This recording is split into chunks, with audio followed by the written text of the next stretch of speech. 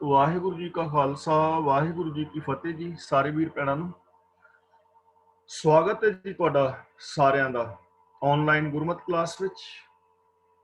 ਜਿਵੇਂ ਕਿ ਆਪ ਸਾਰਿਆਂ ਨੂੰ ਪਤਾ ਹੈ, ਅਸੀਂ ਸੁਖਮਨੀ ਸਾਹਿਬ ਜੀ ਦੀ ਪਾਵਨ ਬਾਣੀ ਦੀ ਵਿਚਾਰ ਸਾਰੇ ਵੀਰ ਭੈਣਾਂ ਮਿਲ ਕੇ ਕਰ ਰਹੇ ਹਾਂ ਔਰ ਜੀਵਨ ਜੁਗਤ ਸਿੱਖਣ ਦੀ ਟਰਾਈ ਕਰ ਰਹੇ ਹਾਂ। ਸੁਖਮਨੀ ਸਾਹਿਬ ਜੀ ਦੀ ਪਾਵਨ ਬਾਣੀ ਦਾ ਕੇਂਦਰੀ ਭਾਵ ਹੈ ਸੁਖਮਨੀ ਸੁਖ ਅੰਮ੍ਰਿਤ ਪ੍ਰਭ ਨਾਮ, ਭਗਤ ਜਨਾ ਕੇ ਮਨ ਵਿਸਰਾਮ। ਯਾਨੀ ਸਾਰੇ ਸੁੱਖਾਂ ਦਾ ਜੋ ਮੂਲ ਹੈ ਉਹ ਹੈ ਪ੍ਰਭੂ ਦਾ ਨਾਮ, ਰੱਬ ਦਾ ਹੁਕਮ। ਜੋ ਰੱਬ ਦੀ ਰਜ਼ਾ ਹੁਕਮ ਦੇ ਵਿੱਚ ਤੁਰਦਾ ਹੈ ਉਹਦਾ ਜੀਵਨ ਸਫਲਾ ਹੈ, ਤੇ ਜੋ ਰੱਬ ਦੀ ਰਜ਼ਾ ਹੁਕਮ ਦੇ ਅੰਦਰ ਤੁਰਦਾ ਹੈ ਉਹ ਹੀ ਪ੍ਰਭੂ ਦਾ ਭਗਤ ਹੈ। ਯਾਨੀ ਰੱਬੀ ਰਜ਼ਾ ਦੇ ਵਿੱਚ ਤੁਰਨਾ ਹੀ ਪ੍ਰਭੂ ਦੀ ਭਗਤੀ ਹੈ। ਅੱਜ ਅਸੀਂ ਆਪ ਜੀ ਦੇ ਨਾਲ 13ਵੀਂ ਅਸ਼ਟਪਦੀ ਦੀ ਵਿਚਾਰ ਸਾਂਝੀ ਕਰ ਰਹੇ ਹਾਂ। ਇਸ ਅਸ਼ਟਪਦੀ ਤੋਂ ਪਹਿਲਾਂ ਸ਼ਲੋਕ ਹੈ, ਸੰਤ ਸਰਨ ਜੋ ਜਨ ਪਰੈ, ਸੋ ਜਨ ਉਧਰਨ ਹਾਰ, ਸੰਤ ਕੀ ਨਿੰਦਾ ਨਾਨਕਾ, ਬਹੁਰ ਬਹੁਰ ਅਵਤਾਰ। ਇੱਥੇ ਸੰਤ ਸ਼ਬਦ ਨੂੰ ਸਮਝਣਾ ਅਤਿਅੰਤ ਜ਼ਰੂਰੀ ਹੈ, ਕਿਉਂਕਿ ਇਸ ਸ਼ਬਦ ਦੇ ਕਾਫੀ ਸਾਰੇ ਭਰਮ ਭੁਲੇਖੇ ਨੇ ਔਰ ਜਿਸ ਕਰਕੇ ਅਸੀਂ ਬਹੁਤੀ ਵਾਰੀ ਆਪਣੇ ਜੀਵਨ ਦੇ ਅਸਲ ਮਕਸਦ ਤੋਂ ਦੂਰ ਚਲੇ ਜਾਂਦੇ ਹਾਂ।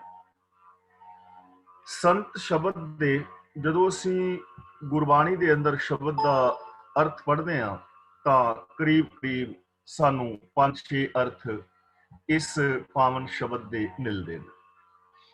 ਸੰਤ ਸ਼ਬਦ ਦਾ ਪਹਿਲਾ ਅਰਥ ਹੈ, ਭਾਗ ਹੁਆ ਗੁਰ ਸੰਤ ਮਿਲਾਇਆ, ਪ੍ਰਭ ਅਬਿਨਾਸ਼ੀ ਘਰ ਮੈਂ ਪਾਇਆ। ਯਾਨੀ ਸੰਤ ਸ਼ਬਦ ਰੱਬ ਵਾਸਤੇ ਵਰਤਿਆ ਗਿਆ ਹੈ ਕਿ ਪ੍ਰਭੂ ਗੁਰੂ ਦੀ ਕਿਰਪਾ ਹੋਈ ਤੇ ਗੁਰੂ ਨੇ ਮੈਨੂੰ ਇਹ ਜੋ ਸੰਤ ਰੱਬ ਹੈ ਘਰ ਦੇ ਵਿੱਚ ਮਿਲਾ ਦਿੱਤਾ। ਸੰਤ ਦਾ ਦੂਜਾ ਅਰਥ ਜੋ ਇਸ ਸ਼ਲੋਕ ਦੇ ਵਿੱਚ ਹੈ, ਇੱਥੇ ਇਸ ਸ਼ਲੋਕ ਦੇ ਵਿੱਚ ਅਰਥ ਹੈ ਗੁਰੂ। ਸੰਤ ਸਰਨ ਜੋ ਜਨ ਪਰੈ, ਸੋ ਜਨ ਉਧਰਨ ਹਾਰ। ਇੱਥੇ ਸੰਤ ਦਾ ਅਰਥ ਹੈ ਗੁਰੂ, ਜੋ ਗੁਰੂ ਦੇ ਚਰਨਾਂ ਦੀ ਸ਼ਰਨ ਵਿੱਚ ਪੈਂਦਾ ਹੈ। ਸੰਤ ਦਾ ਤੀਜਾ ਅਰਥ ਬਾਣੀ ਵਿੱਚ ਹੈ ਸ਼ਾਂਤ। ਜਿਵੇਂ ਅੰਮ੍ਰਿਤ ਦ੍ਰਿਸ਼ਟ ਪੇਖ ਹੈ, ਹੋਏ ਸੰਤ।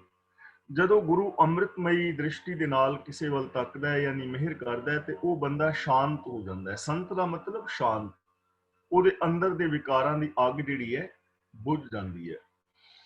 ਤੇ ਸੰਤ ਦਾ ਚੌਥਾ ਅਰਥ ਹੈ ਦਾਸ ਜਾਂ ਪਿਆਰਾ। ਸੰਤ ਪ੍ਰਹਿਲਾਦ ਕੀ ਪੈਜ ਜਿਨ ਰਾਖੀ।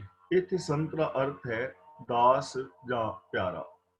ਔਰ ਸੰਤ ਦਾ ਅਰਥ ਹੈ ਸਤ ਸੰਗਤ ਜਾਂ ਗੁਰੂ ਨਾਨਕ ਦੇਵ ਦੇ ਸਿੱਖ। ਜਿਵੇਂ ਸੰਤ ਸੰਗ ਹਰ ਮਨ ਵਸੈ, ਇੱਥੇ ਸੰਤ ਦਾ ਅਰਥ ਹੈ ਸਤ ਸੰਗਤ। ਤਾਂ ਇਸ ਤਰ੍ਹਾਂ ਗੁਰਬਾਣੀ ਦੇ ਅੰਦਰ ਸੰਤ ਸ਼ਬਦ ਨੂੰ 5 ਅਰਥਾਂ ਦੇ ਵਿੱਚ ਵਰਤਿਆ ਹੋਇਆ ਵੇਖਿਆ ਜਾ ਸਕਦਾ ਹੈ। ਸਭ ਤੋਂ ਪਹਿਲਾਂ ਰੱਬ ਦੇ ਅਰਥਾਂ ਵਿੱਚ, ਭਾਗ ਹੁਆ ਗੁਰ ਸੰਤ ਮਿਲਾਇਆ, ਪ੍ਰਭ ਅਬਿਨਾਸ਼ੀ ਘਰ ਮੈਂ ਪਾਇਆ।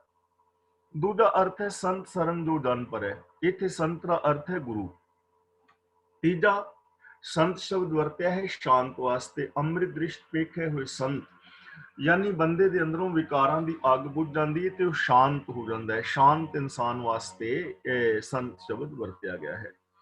ਚੌਥਾ ਸ਼ਬਦ ਇਹ ਵਰਤਿਆ ਗਿਆ ਹੈ ਸਤਸੰਗ ਦੇ ਰੂਪ ਵਿੱਚ, ਸੰਤ ਸੰਗ ਹਰ ਮਨ ਵਸੇ।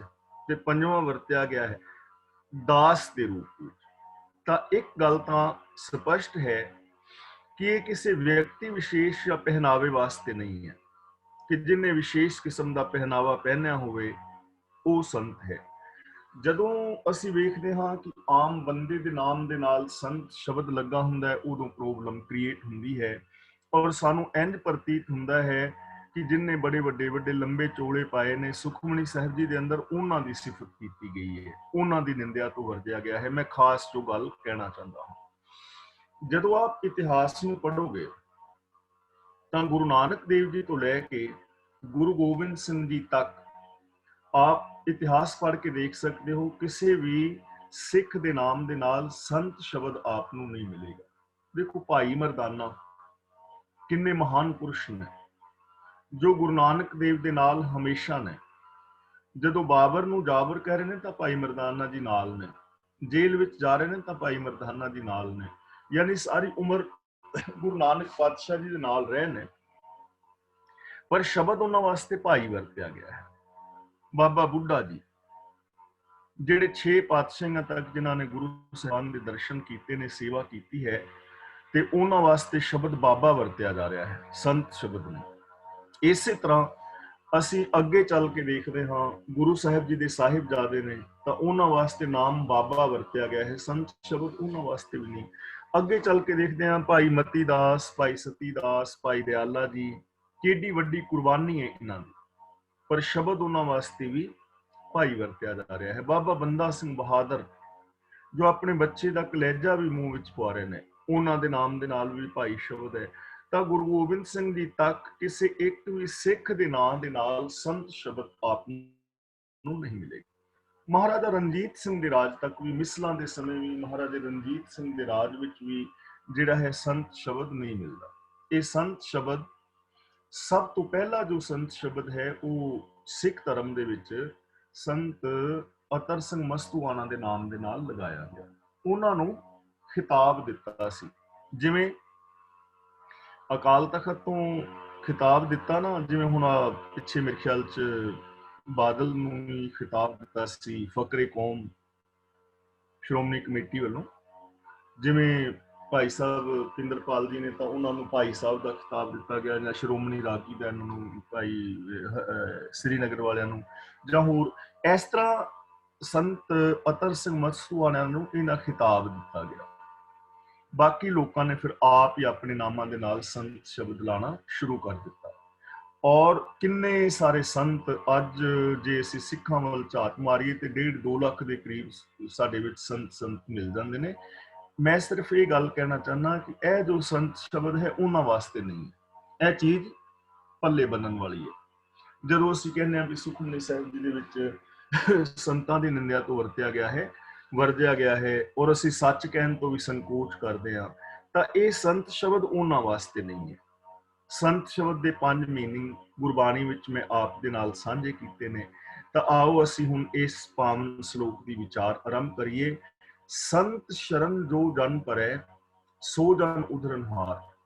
ਜਿਹੜਾ ਮਨੁੱਖ ਗੁਰੂ ਦੀ ਸ਼ਰਨ ਵਿੱਚ ਪੈਂਦਾ ਹੈ ਉਹ ਮਨੁੱਖ ਤਰਨ ਵਾਲਾ ਬਣ ਜਾਂਦਾ ਹੈ। ਉਧਰਨਹਾਰ ਦਾ ਮਤਲਬ ਤਰਨਹਾਰਾ।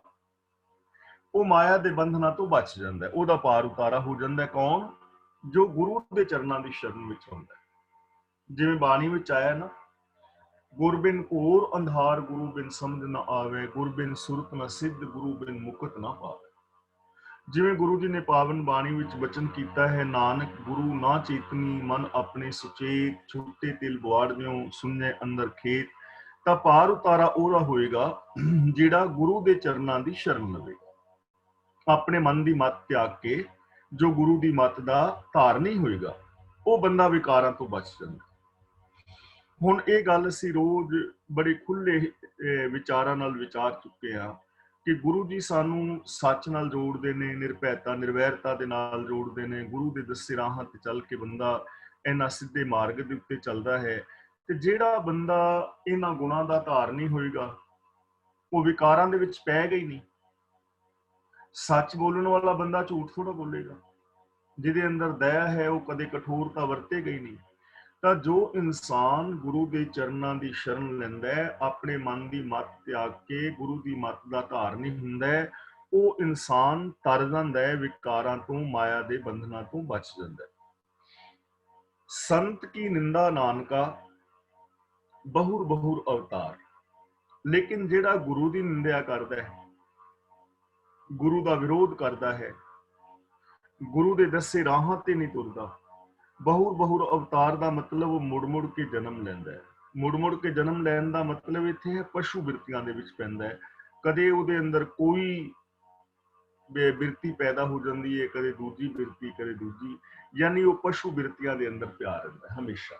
ਜਿਹੜਾ ਵੀ ਗੁਰੂ ਦੀ ਨਿੰਦਿਆ ਕਰਦਾ ਹੈ, ਭਾਵ ਗੁਰੂ ਦੇ ਦੱਸੇ ਰਾਹ ਤੇ ਨਹੀਂ ਚੱਲਦਾ, ਗੁਰੂ ਦੇ ਵਿਰੋਧ ਵਿੱਚ ਹੈ, ਗਿਆਨ ਗੁਰੂ ਦੀ ਅਗਵਾਈ ਵਿੱਚ ਜ਼ਿੰਦਗੀ ਨਹੀਂ ਜੀ ਰਿਹਾ, ਜਿਸ ਦੇ ਅੰਦਰ ਗੁਣ ਨਹੀਂ, ਜੋ ਰੱਬੀ ਰਜ਼ਾ ਵਿੱਚ ਨਹੀਂ ਤੁਰਦਾ, ਉਹ ਪਸ਼ੂ ਬਿਰਤੀਆਂ ਵਿੱਚ ਪੈ ਜਾਂਦਾ ਹੈ। ਐਸੇ ਜ਼ਿੰਦਗੀ ਦੇ ਅੰਦਰ ਕਦੇ ਉਹ ਸੱਪ ਵਾਲੀ ਜ਼ਿੰਦਗੀ ਬਿਤਾ ਰਿਹਾ ਹੈ, ਕਦੇ ਉਹ ਕੁੱਤਿਆਂ ਬਿੱਲਿਆਂ ਵਾਲੀ ਜ਼ਿੰਦਗੀ ਬਿਤਾ ਰਿਹਾ ਹੈ। ਜਿਵੇਂ ਪਾਵਨ ਬਾਣੀ ਵਿੱਚ ਬਚਨ ਹੈ ਨਾ, ਗੁਰਮੰਤਰ ਹੀਨਸ ਸੇ ਜੋ ਪ੍ਰਾਣੀ, त्रिगंत जन्म प्रश्न ने कूकरे सूकरे गर्द बे काके सर्प ने तुल खले।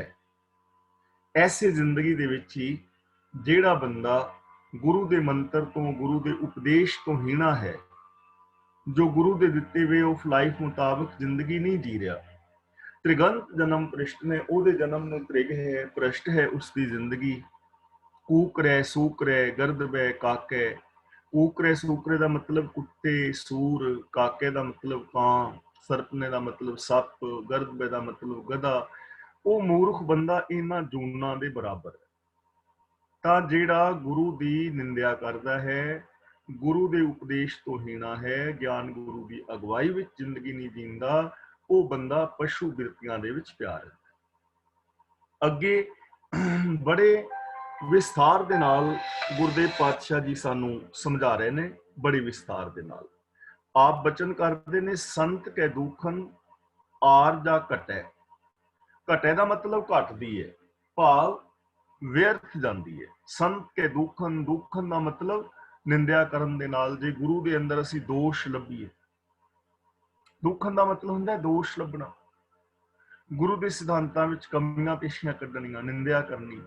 ਤਾਂ ਗੁਰੂ ਜੀ ਕਹਿੰਦੇ ਨੇ ਜੋ ਗੁਰੂ ਦੇ ਅੰਦਰ ਦੋਸ਼ ਲੱਭਦਾ ਹੈ ਜਾਂ ਗੁਰੂ ਦੀ ਨਿੰਦਿਆ ਕਰਦਾ ਹੈ, ਉਹਦੀ ਉਮਰ ਘਟੇ ਦਾ ਮਤਲਬ ਉਹਦੀ ਆਰਜਾ ਵਿਅਰਥ ਚਲੀ ਜਾਂਦੀ ਹੈ। ਹੁਣ ਜੀਵਨ ਜਾਂ ਉਮਰ ਘਟਦੀ ਕਿਵੇਂ ਹੈ? देखो वैसे तो साड़ी उम्र वधदी है, हर दिन साड़ी उम्र विच वाधा, असीं इन्ने साल हो गए, इन्ने दे हो गए, पहली गल। दूजी गल, जिवें जिवें साडे सालां दी गिनती वधदी जांदी है, उवें उवें साडी मौत भी नेड़े आई जांदी है।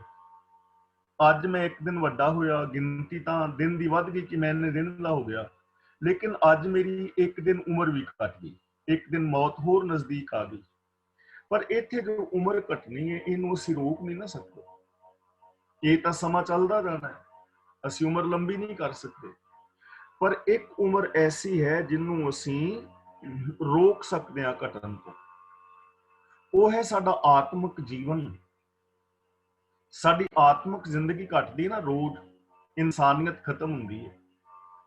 ਜਦੋਂ ਅਸੀਂ ਝੂਠ ਬੋਲਦੇ ਹਾਂ ਉਦੋਂ ਸਾਡੀ ਇਨਸਾਨੀਅਤ ਘਟੀ, ਖਤਮ ਹੋਈ। ਤੇ ਜੇ ਅਸੀਂ ਸੱਚ ਬੋਲੀਏ, ਦਇਆ ਵਾਲੀ ਜ਼ਿੰਦਗੀ ਜੀਵੀਏ, ਅੰਦਰੋਂ ਬਾਹਰੋਂ ਇੱਕ ਹੋਈਏ, ਤਾਂ ਸਾਡਾ ਆਤਮਿਕ ਜੀਵਨ ਜਿਹੜਾ ਹੈ ਫਿਰ ਉਹ ਬਰਬਾਦ ਨਹੀਂ ਜਾਏਗਾ। ਸੰਤ ਕੇ ਦੁੱਖਨ ਆਰਜਾ ਘਟੇ ਦਾ ਇੱਥੇ ਸਮੁੱਚਾ ਭਾਵ ਇਹ ਹੈ ਕਿ ਗੁਰੂ ਦੀ ਨਿੰਦਿਆ ਕਰਨ ਨਾਲ, ਗੁਰੂ ਦੇ ਦੱਸੇ ਰਾਹਾਂ ਤੋਂ ਉਲਟ ਚੱਲਣ ਦੇ ਨਾਲ ਮਨੁੱਖ ਦੀ ਜ਼ਿੰਦਗੀ ਵਿਅਰਥ ਚਲੀ ਜਾਂਦੀ ਹੈ। ਸੰਤ ਕੇ ਦੁੱਖਨ ਜਮ ਤੇ ਨਹੀਂ ਛੁੱਟੈ। ਸੰਤ ਦਾ ਮਤਲਬ ਕੀ ਹੋ ਗਿਆ ਜੀ? ਗੁਰੂ। ਜਦੋਂ ਮੈਂ ਆਪ ਦੇ ਨਾਲ ਸਵਾਲ ਕਰਾਂ ਤਾਂ ਥੋੜਾ ਮਿਊਟ ਰਹਿ ਕੇ ਹੀ ਬੋਲੋਗੇ ਤਾਂ ਮੈਨੂੰ ਪਤਾ ਲੱਗ ਜਾਏਗਾ ਕਿ ਤੁਸੀਂ ਬੋਲ ਰਹੇ ਹੋ, ਕਿਉਂਕਿ ਚੀਜ਼ਾਂ ਪੱਕੀਆਂ ਕਰਨ ਦੀ ਲੋੜ ਹੈ। ਅਸੀਂ ਕੇਵਲ ਇੱਥੇ ਰਸਮੀ ਜਿਹੜੀ ਇਹ ਕਥਾ ਸੁਣਨ ਵਾਸਤੇ ਜਾਂ ਕਰਨ ਵਾਸਤੇ ਨਹੀਂ ਆ ਰਹੇ, ਅਸੀਂ ਇੱਥੇ ਜੀਵਨ ਜਾਚ ਸਿੱਖ ਰਹੇ ਹਾਂ, ਆਪਣੇ ਜੀਵਨ ਨੂੰ ਬਦਲਣ ਦੀ ਟਰਾਈ ਕਰਨੀ ਹੈ। ਤਾਂ ਸੰਤ ਦਾ ਮੀਨਿੰਗ ਇੱਥੇ ਕੀ ਹੋ ਗਿਆ ਜੀ? ਗੁਰੂ। ਸੰਤ ਕੇ ਦੁੱਖਨ, ਗੁਰੂ ਦੇ ਵਿੱਚ ਦੋਸ਼ ਲੱਭਿਆ, ਗੁਰੂ ਦੀ ਨਿੰਦਿਆ ਕੀਤਿਆਂ, ਜਮ ਤੇ ਨਹੀਂ ਛੁੱਟੈ।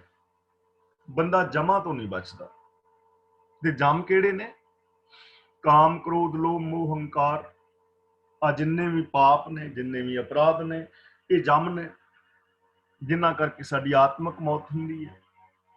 ਤੇ ਜਿਹੜਾ ਬੰਦਾ ਗੁਰੂ ਦੇ ਦੱਸੇ ਰਾਹ ਤੇ ਨਹੀਂ ਚੱਲੇਗਾ, ਗਿਆਨ ਗੁਰੂ ਦੀ ਅਗਵਾਈ ਵਿੱਚ ਜ਼ਿੰਦਗੀ ਨਹੀਂ ਜੀਵੇਗਾ, ਉਹ ਇਹਨਾਂ ਵਿਕਾਰਾਂ ਤੋਂ ਬਚ ਨਹੀਂ ਪਾਏਗਾ।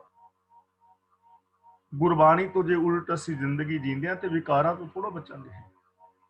ਗਿਆਨ ਗੁਰੂ ਤੋਂ ਅਸੀਂ ਉਲਟ ਜੀਵਾਂਗੇ ਤੇ ਵਿਕਾਰਾਂ ਤੋਂ ਥੋੜਾ ਬਚਾਂਗੇ। ਗਿਆਨ ਦੀ ਜੇ ਗਲਤ ਵਰਤੋਂ ਕਰਾਂਗੇ ਤਾਂ ਵਿਕਾਰਾਂ ਤੋਂ ਥੋੜੀ ਬਚਾਂਗੇ, ਆਤਮਿਕ ਮੌਤ ਤੋਂ ਬਚ ਨਹੀਂ ਪਾਵਾਂਗੇ।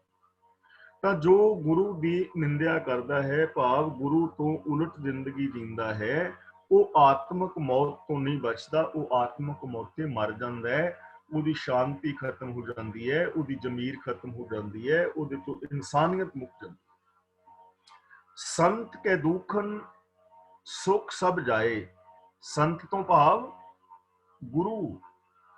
ਸੰਤ ਕੇ ਦੁੱਖਨ, ਗੁਰੂ ਦੀ ਨਿੰਦਿਆ ਕੀਤਿਆਂ, ਗੁਰੂ ਦੇ ਉੱਤੇ ਦੂਸ਼ਣ ਲਾਇਆ, ਸੁਖ ਸਭ ਜਾਏ, ਸਾਰਾ ਸੁਖ ਨਾਸ ਹੋ ਜਾਂਦਾ ਹੈ। ਜੀਵਨ ਵਿੱਚ ਸੁਖ ਨਹੀਂ ਰਹਿੰਦਾ, ਜੀਵਨ ਵਿੱਚ ਸ਼ਾਂਤੀ ਨਹੀਂ ਰਹਿੰਦੀ, ਆਤਮਿਕ ਆਨੰਦ ਨਹੀਂ ਬਣਦਾ, ਕਦੇ ਵੀ ਨਹੀਂ ਬਣਦਾ। ਹੁਣ ਜਦੋਂ ਅਸੀਂ ਗੁਰੂ ਦੇ ਬਾਣੀ ਤੋਂ ਉਲਟ ਜੇ ਜ਼ਿੰਦਗੀ ਜੀਵੀਏ, ਝੂਠ ਬੋਲੀਏ, ਨਿਰਭੈਤਾ ਨਾ ਹੋਵੇ, ਨਿਰਵੈਰਤਾ ਨਾ ਹੋਵੇ, ਦਇਆ ਨਾ ਹੋਵੇ, ਪਿਆਰ ਮੁਹੱਬਤ ਨਾ ਹੋਵੇ, ਤਾਂ ਕੀ ਹੋਏਗਾ? ਸੁੱਖ ਚਲਾ ਜਾਏਗਾ। ਜਿਵੇਂ ਆਪਾਂ ਰੋਜ਼ ਵਿਚਾਰ ਕਰਦੇ ਹਾਂ, ਸੁੱਖ ਤਾਂ ਗੁਨਾਹ ਕਰਕੇ ਹੈ, ਤੇ ਗੁਣ ਗੁਰੂ ਦੇ ਦੱਸੇ ਰਾਹਾਂ ਤੇ ਤੁਰਨ ਕਰਕੇ ਨੇ। ਜੀਵਨ ਦੇ ਵਿੱਚ ਅਸੀਂ ਗਿਆਨ ਦੀ ਸਹੀ ਵਰਤੋਂ ਕਰਨੇ ਆ ਤੇ ਗੁਣ ਆਉਣਗੇ। ਤੇ ਜੇ ਜ਼ਿੰਦਗੀ ਵਿੱਚ ਗੁਣ ਨਾ ਰਹੇ ਤਾਂ ਜੀਵਨ ਵਿੱਚ ਸੁੱਖ ਵੀ ਨਹੀਂ ਰਹਿਣਾ, ਕਿਸੇ ਵੀ ਕਿਸਮ ਦਾ ਸੁੱਖ ਨਹੀਂ ਰਹਿਣਾ। ਤਾਂ ਗੁਰੂ ਜੀ ਕਹਿੰਦੇ ਨੇ, ਗੁਰੂ ਦੇ ਅੰਦਰ ਦੋਸ਼ ਲੱਭਿਆ, ਭਾਵ ਗੁਰੂ ਤੋਂ ਉਲਟ ਜ਼ਿੰਦਗੀ ਜੀਵਿਆ, ਜੀਵਨ ਦਾ ਸੁੱਖ ਖਤਮ ਹੋ ਜਾਂਦਾ ਹੈ, ਜ਼ਿੰਦਗੀ ਵਿੱਚ ਸੁੱਖ ਨਹੀਂ ਰਹਿੰਦੇ। ਸੰਤ ਕੈ ਦੁਖਨ ਨਰਕ ਮਹਿ ਪਾਏ। ਗੁਰੂ ਦੀ ਨਿੰਦਿਆ ਕਰਨ ਵਾਲਾ ਜਿਹੜਾ ਬੰਦਾ ਹੈ ਉਹ ਨਰਕ ਵਿੱਚ ਪੈ ਜਾਂਦਾ ਹੈ। ਨਰਕ ਦਾ ਮਤਲਬ ਦੁੱਖ, ਨਰਕ ਦਾ ਮਤਲਬ ਵਿਕਾਰ। ਮਰਨ ਤੋਂ ਬਾਅਦ ਕੋਈ ਨਰਕ ਨਹੀਂ ਹੈ, ਇਹ ਆਪਣੇ ਮਨ ਚੋਂ ਕੱਢ ਦਿਓ। ਮਰਨ ਤੋਂ ਬਾਅਦ ਕੋਈ ਸਵਰਗ ਵੀ ਨਹੀਂ ਹੈ। ਇਹ ਜ਼ਿੰਦਗੀ ਹੀ ਨਰਕ ਹੈ, ਇਹ ਜ਼ਿੰਦਗੀ ਹੀ ਸਵਰਗ ਹੈ। ਚਾਹੇ ਕੋਈ ਇਹਨੂੰ ਨਰਕ ਬਣਾ ਲਓ ਜਾਂ ਇਸ ਜ਼ਿੰਦਗੀ ਨੂੰ ਸਵਰਗ ਬਣਾ ਲਓ, ਇਹ ਸਾਡੇ ਤੇ ਡਿਪੈਂਡ ਕਰੇਗਾ। ਜੇ ਅਸੀਂ ਗੁਰੂ ਦੇ ਦੱਸੇ ਰਾਹਾਂ ਅਨੁਸਾਰ ਜ਼ਿੰਦਗੀ ਜੀਂਦੇ ਹਾਂ, ਮਨ, ਬਚਨ ਔਰ ਕਰਮ ਕਰਕੇ, ਤਾਂ ਸਾਡਾ ਇਹ ਜੀਵਨ ਸਵਰਗ ਬਣ ਜਾਏਗਾ। ਮਾਨਸਿਕ ਸ਼ਾਂਤੀ ਰਹੇਗੀ, ਸਾਨੂੰ ਬੌਧਿਕ ਸ਼ਾਂਤੀ ਮਿਲੇਗੀ, ਸਰੀਰਕ ਸੁੱਖ ਮਿਲਣਗੇ, ਆਤਮਕ ਤੌਰ ਤੇ ਅਸੀਂ ਸ਼ਾਂਤ ਰਹਾਂਗੇ। ਜੇ ਅਸੀਂ ਗੁਣਾ ਅਨੁਸਾਰ ਜ਼ਿੰਦਗੀ ਜੀਂਦੇ ਹਾਂ, ਇਹ ਜੀਵਨ ਸਵਰਗ ਬਣ ਜਾਏਗਾ। ਤੇ ਜੇ ਅਸੀਂ ਗੁਰਮਤ ਆਸ਼ੇ ਅਨੁਸਾਰ ਜ਼ਿੰਦਗੀ ਨਹੀਂ ਜੀਂਦੇ, ਨਸ਼ੇ ਵਰਤਦੇ ਹਾਂ, ਪਾਪ ਵਿਕਾਰ ਕਮਾਉਂਦੇ ਹਾਂ, ਈਰਖਾ ਦਵੇਸ਼ ਕਰਦੇ ਹਾਂ, ਤਾਂ ਇਹ ਜ਼ਿੰਦਗੀ ਨਰਕ ਬਣ ਜਾਏਗੀ। ਇਸ ਲਈ ਗੁਰੂ ਜੀ ਕਹਿੰਦੇ ਨੇ, ਜੋ ਗੁਰੂ ਦੀ ਨਿੰਦਿਆ ਕਰਦਾ ਹੈ ਉਹਦਾ ਜੀਵਨ ਨਰਕ ਬਣ ਜਾਂਦਾ ਹੈ। ਇੱਥੇ ਚੋਲੇ ਵਾਲੇ ਬਾਬਿਆਂ ਦੀ ਗੱਲ ਨਹੀਂ ਹੋ ਰਹੀ ਹੈ, ਇਹ ਗੱਲ ਬਿਲਕੁਲ ਸਮਝਣ ਵਾਲੀ ਹੈ, ਕਿਉਂਕਿ ਸਾਨੂੰ ਸਾਡਾ ਇਮੋਸ਼ਨਲ ਬਲੈਕਮੇਲਿੰਗ ਸਾਡੀ ਕੀਤੀ ਗਈ ਹੈ। ਔਰ ਸੁਖਮਨੀ ਸਾਹਿਬ ਜੀ ਦੇ ਅੰਦਰ ਜੋ ਸੰਤ ਸ਼ਬਦ ਹੈ ਉਹਨੂੰ ਵਿਸ਼ੇਸ਼ ਬੰਦਿਆਂ ਦੇ ਨਾਲ ਜੋੜ ਕੇ ਵੇਖਿਆ ਗਿਆ ਹੈ। ਇੱਥੇ ਸਾਨੂੰ ਪ੍ਰੋਬਲਮਸ ਆਈਆਂ ਨੇ, ਜਿਸ ਕਰਕੇ ਸਾਡੇ ਪੰਥ ਦੇ ਅੰਦਰ ਵਖਰੇਵੇਂ ਵੀ ਪੈਦਾ ਹੋਏ ਨੇ। ਕੋਈ ਕਿਸੇ ਬਾਬੇ ਨਾਲ ਜੁੜ ਗਿਆ, ਕੋਈ ਦੂਜੇ ਨਾਲ, ਕੋਈ ਤੀਜੇ ਨਾਲ, ਤੇ ਕਈ ਸਾਰੀਆਂ ਮਰਿਆਦਾਵਾਂ ਦੀਆਂ ਵੰਡੀਆਂ ਪੈ ਗਈਆਂ ਔਰ ਸਾਡੇ ਅੰਦਰ ਕਨਫਿਊਜ਼ਨ ਪੈਦਾ ਹੋ ਗਈ। ਇਸ ਲਈ ਸੁਖਮਨੀ ਸਾਹਿਬ ਜੀ ਦੇ ਅੰਦਰ ਜੋ ਸੰਤ ਸ਼ਬਦ ਹੈ, ਇਹਦਾ ਮਤਲਬ ਹੈ ਗੁਰੂ। ਸੰਤ ਕੈ ਦੁਖਨ ਮਤ ਹੋਏ ਮਲੀਨ। ਗੁਰੂ ਦੀ ਨਿੰਦਿਆ ਕਰਨ ਨਾਲ ਮਨੁੱਖ ਦੀ ਮੱਤ ਮੈਲੀ ਹੋ ਜਾਂਦੀ ਹੈ, ਮੱਤ ਦੇ ਅੰਦਰ ਵਿਕਾਰ ਪੈਦਾ ਹੋ ਜਾਣਗੇ। ਕਿਉਂਕਿ ਗੁਰੂ ਜੀ ਸਾਨੂੰ ਦੱਸਦੇ ਹਨ, ਸੱਚ ਬੋਲਣਾ ਹੈ, ਬੋਲੀਏ ਸੱਚ, ਧਰਮ ਝੂਠ ਨਾ ਬੋਲੀਏ। ਗੁਰੂ ਜੀ ਸਾਨੂੰ ਰਾਜਨੀਤਿਕ, ਧਾਰਮਿਕ, ਆਰਥਿਕ, ਸਮਾਜਿਕ, ਸਰੀਰਕ, ਮਾਨਸਿਕ, ਬੌਧਿਕ, ਆਤਮਿਕ, ਪਰਿਵਾਰਕ, ਵਿਵਹਾਰਕ ਤੌਰ ਤੇ ਸੱਚ ਦੇ ਨਾਲ ਜੋੜਦੇ ਨੇ। ਗੁਰੂ ਜੀ ਸਾਨੂੰ ਕਹਿੰਦੇ ਹਨ ਕਿ ਉਹ ਸਚਿਆਰਾ ਹੋਈ ਹੈ। ਗੁਰੂ ਜੀ ਸਾਨੂੰ ਦੱਸਦੇ ਨੇ ਹੁਕਮ ਰਜ਼ਾਈ ਚੱਲਣਾ। ਤਾਂ ਜਿਹੜਾ ਹੁਕਮ ਰਜ਼ਾ ਦੇ ਅੰਦਰ ਚੱਲੇਗਾ, ਸਚਿਆਰ ਹੋਏਗਾ, ਉਹਦੀ ਮੱਤ ਹੀ ਉੱਚੀ ਸੁੱਚੀ ਹੋਏਗੀ ਨਾ। ਤੇ ਜੇ ਬੰਦਾ ਹੁਕਮ ਰਜ਼ਾਈ ਨਾ ਚੱਲੇ, ਸੱਚ ਨੂੰ ਛੱਡ ਦੇਵੇ, ਤਾਂ ਮੱਤ ਮੈਲੀ ਹੋ ਜਾਏਗੀ, ਮੱਤ ਦੇ ਅੰਦਰ ਮਲੀਨਤਾ ਆ ਜਾਏਗੀ, ਬੰਦਾ ਸਹੀ ਫੈਸਲੇ ਨਹੀਂ ਲੈ ਪਾਏਗਾ। ਤੇ ਜਦੋਂ ਸਹੀ ਫੈਸਲੇ ਨਹੀਂ ਲਏਗਾ, ਜੀਵਨ ਵਿੱਚ ਅਸਫਲ ਹੋ ਜਾਏਗਾ। ਕਿੰਨੀ ਸਾਰੀ ਮਲੀਨਤਾ, ਮੈਲ ਮਨੁੱਖ ਦੇ ਮਨ ਵਿੱਚ ਭਰ ਗਈ ਹੈ। ਤੀਰਥ ਯਾਤਰਾਵਾਂ, ਤੀਰਥਾਂ ਤੇ ਇਸ਼ਨਾਨ ਦੇ ਨਾਲ ਹੀ ਮੇਰੀ ਸ਼ੁੱਧਤਾ ਹੋ ਜਾਣੀ ਹੈ, ਮੈਲ ਹੀ ਭਰੀ ਪਈ ਹੈ। ਵਰਤ, ਨਰਾਤੇ, ਸਰਾਧ ਤੇ ਹੋਰ ਜਿੰਨੇ ਵੀ ਕਰਮ ਕਾਂਡ ਨੇ, ਜਪ ਤਪ ਆਦਿਕ, ਮਾਲਾ ਫੇਰਨੀਆਂ, ਸਮਾਧੀਆਂ ਲਾਣੀਆਂ, ਕਿੰਨਾ ਕੁਛ ਬੰਦਾ ਆਪਣੇ ਅੰਦਰ ਭਰੀ ਫਿਰਦਾ ਹੈ। ਵਿਕਾਰਾਂ ਦੀ ਮੈਲ ਆ ਜਾਏਗੀ, ਕਰਮ ਕਾਂਡਾਂ ਦੀ ਮੈਲ ਆ ਜਾਏਗੀ, ਮੇਰ ਤੇਰ ਦੇ ਵਿਤਕਰਿਆਂ ਦੀ ਮੈਲ ਪੈਦਾ ਹੋ ਜਾਏਗੀ, ਜੇ ਅਸੀਂ ਗੁਰੂ ਤੋਂ ਉਲਟ ਬੋਲਾਂਗੇ, ਗੁਰਬਾਣੀ ਤੋਂ ਉਲਟ ਚੱਲਾਂਗੇ। ਸੰਤ ਕੇ ਦੁਖਨ ਸ਼ੋਭਾ ਤੇ ਹੀਨ। ਜਗਤ ਦੇ ਅੰਦਰ ਮਨੁੱਖ ਸ਼ੋਭਾ ਤੋਂ ਸੱਖਣਾ ਰਹਿ ਜਾਂਦਾ ਹੈ। ਜੇ ਗੁਰੂ ਦੀ ਨਿੰਦਿਆ ਕਰੇਗਾ, ਗੁਰੂ ਤੋਂ ਉਲਟ ਚੱਲੇਗਾ, ਤਾਂ ਉਹਨੂੰ ਸ਼ੋਭਾ ਨਹੀਂ ਮਿਲੇਗੀ, ਉਹਨੂੰ ਸ਼ੋਭਾ ਨਹੀਂ ਮਿਲੇਗੀ। ਔਰ ਹਕੀਕਤ ਹੈ, ਹੁਣ ਸਾਨੂੰ ਇਹ ਸਮਝਾਇਆ ਗਿਆ ਹੈ ਕਿ ਜੇ ਡੇਰੇਦਾਰ ਬਾਬਿਆਂ ਦੀ ਨਿੰਦਿਆ ਕਰੋਗੇ ਤੇ ਤੁਹਾਡੀ ਸ਼ੋਭਾ ਨਹੀਂ ਹੋਏਗੀ। ਬਿਲਕੁਲ ਵੀ ਇਹ ਗੱਲ ਨਹੀਂ ਹੈ। ਸਗੋਂ ਐਸੇ ਲੋਕਾਂ ਦੇ ਨਾਲ ਜੁੜ ਕੇ ਸਾਡੀ ਸ਼ੋਭਾ ਖਤਮ ਹੋ ਜਾਂਦੀ ਹੈ। ਅਸੀਂ ਦੇਖੋ, ਗੁਰੂ ਗ੍ਰੰਥ ਸਾਹਿਬ ਜੀ ਦੇ ਨਾਲ ਜੁੜੇ ਹਾਂ। ਜੇ ਕੋਈ ਨੌਜਵਾਨ ਧੀ ਭੈਣ ਗੁਰਦੁਆਰਾ ਸਾਹਿਬ ਗੁਰੂ ਗ੍ਰੰਥ ਸਾਹਿਬ ਜੀ ਦੇ ਕੋਲ ਬੈਠ ਕੇ ਪਾਠ ਕਰੇ ਕੋਈ 2 ਘੰਟੇ, ਗੁਰੂ ਗ੍ਰੰਥ ਸਾਹਿਬ ਦੇ ਕੋਲ ਇਕੱਲਿਆਂ ਬੈਠ ਕੇ ਪਾਠ ਕਰੇ 2 ਘੰਟੇ ਕਰੇ, 2.5 ਘੰਟੇ, ਅੱਧਾ ਘੰਟਾ ਆਰਾਮ ਦੇ ਨਾਲ ਪਾਠ ਕਰੇ, ਬਾਣੀ ਵਿਚਾਰੇ ਤੇ ਰੋਜ਼ ਪਾਠ ਕਰੇ, ਰੋਜ਼ ਜਾਏ, ਤੇ ਕੀ ਉਹਦੇ ਖਿਲਾਫ ਕੋਈ ਬੰਦਾ ਬੋਲੇਗਾ ਕਿ ਗੁਰੂ ਗ੍ਰੰਥ ਸਾਹਿਬ ਦੇ ਕੋਲ ਇਕੱਲੀ ਬਹਿ ਕੇ ਕੁੜੀ ਪਾਠ ਕਰਦੀ? ਬਿਲਕੁਲ ਵੀ ਨਹੀਂ।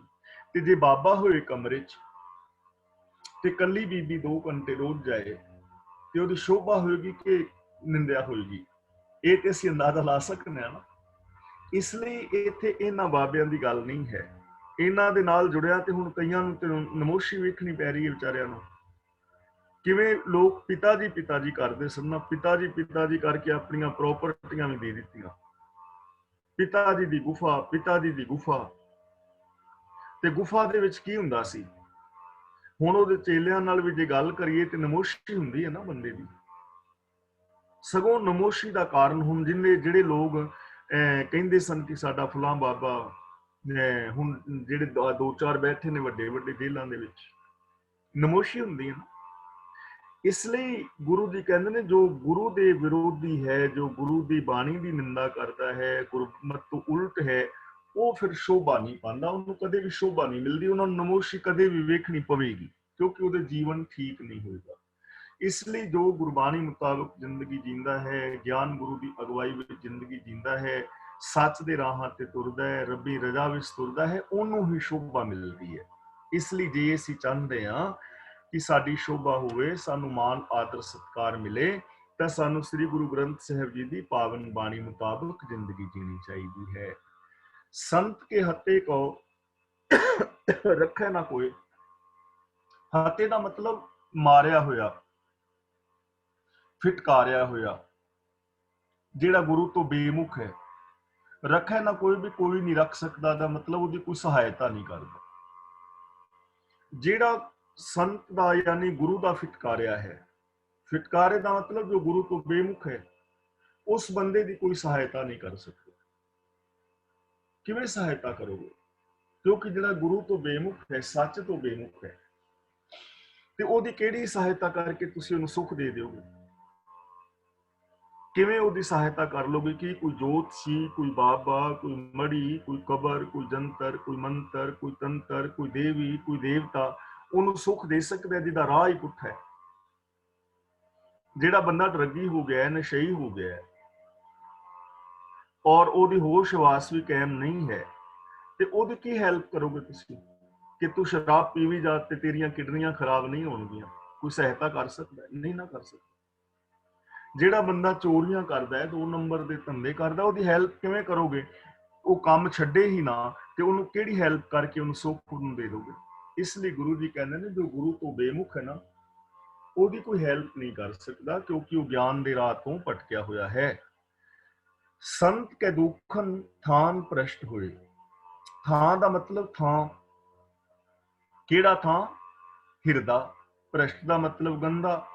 ਸੰਤ ਕੇ ਦੁਖਨ, ਜੇ ਅਸੀਂ ਸੰਤ ਦੀ ਗੁਰੂ ਦੀ ਨਿੰਦਿਆ ਕਰੀਏ, ਗੁਰੂ ਤੋਂ ਬੇਮੁਖ ਬੋਲੀਏ, ਗੁਰਬਾਣੀ ਤੋਂ ਉਲਟ ਅਸੀਂ ਕੁਛ ਕਰੀਏ, ਤਾਂ ਕੀ ਹੋਏਗਾ? ਥਾਨ ਪ੍ਰਸ਼ਟ ਹੋਏ, ਹਿਰਦਾ ਗੰਦਾ ਹੋ ਜਾਏਗਾ, ਸੋਚ ਮਲੀਨ ਹੋ ਜਾਏਗੀ। ਹਿਰਦੇ ਦਾ ਮਤਲਬ ਮੈਂਟੈਲਿਟੀ, ਮਾਨਸਿਕਤਾ। ਸੋਚ ਮਲੀਨ ਹੋ ਜਾਏਗੀ, ਸੋਚ ਗੰਦੀ ਹੋ ਜਾਏਗੀ।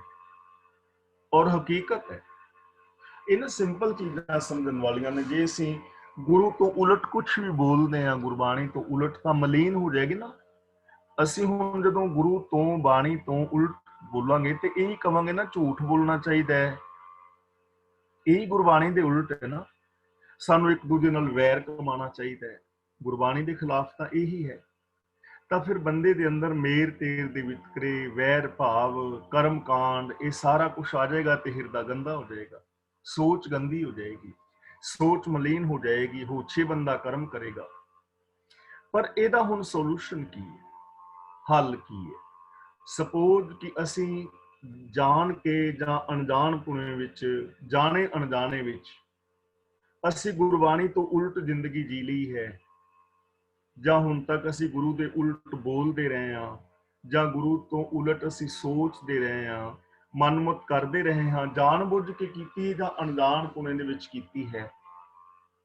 ਜੇ ਐਸਾ ਦੋਸ਼ ਸਾਡੇ ਤੇ ਲੱਗਦਾ ਹੈ, ਜੇ ਸਾਡੇ ਤੋਂ ਐਸੀਆਂ ਭੁੱਲਾਂ ਗਲਤੀਆਂ ਹੋਈਆਂ ਨੇ, ਤਾਂ ਗੁਰੂ ਜੀ ਕਹਿੰਦੇ ਨੇ ਹੋਰ ਤੁਹਾਡੀ ਕੋਈ ਸਹਾਇਤਾ ਨਹੀਂ ਕਰ ਸਕਦਾ। ਸੰਤ ਕਿਰਪਾਲ ਕਿਰਪਾ ਜੇ ਕਰੇ, ਸੰਤ ਦਾ ਮਤਲਬ ਗੁਰੂ। ਜੇ ਦਇਆ ਦਾ ਘਰ ਗੁਰੂ ਕਿਰਪਾ ਕਰੇ, ਰਹਿਮਤ ਕਰੇ, ਤਾਂ ਨਾਨਕ ਸੰਤ ਸੰਗ ਨਿੰਦਕ ਵੀ ਤਰੈ।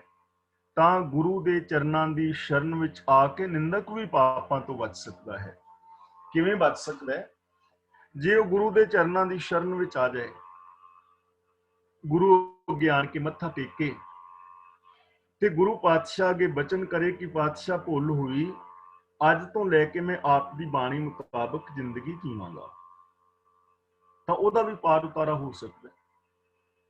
ਸ਼ੇਖ ਸੱਜਣ ਸੀ ਨਾ, ਕਿੰਨੇ ਕਤਲ ਕੀਤੇ ਸਨ ਉਹਨੇ, ਪਰ ਜਦੋਂ ਗੁਰੂ ਦੇ ਚਰਨਾਂ ਦੀ ਸ਼ਰਨ ਵਿੱਚ ਆ ਗਿਆ, ਉਹਦਾ ਵੀ ਪਾਰ ਉਤਾਰਾ ਹੋ ਗਿਆ।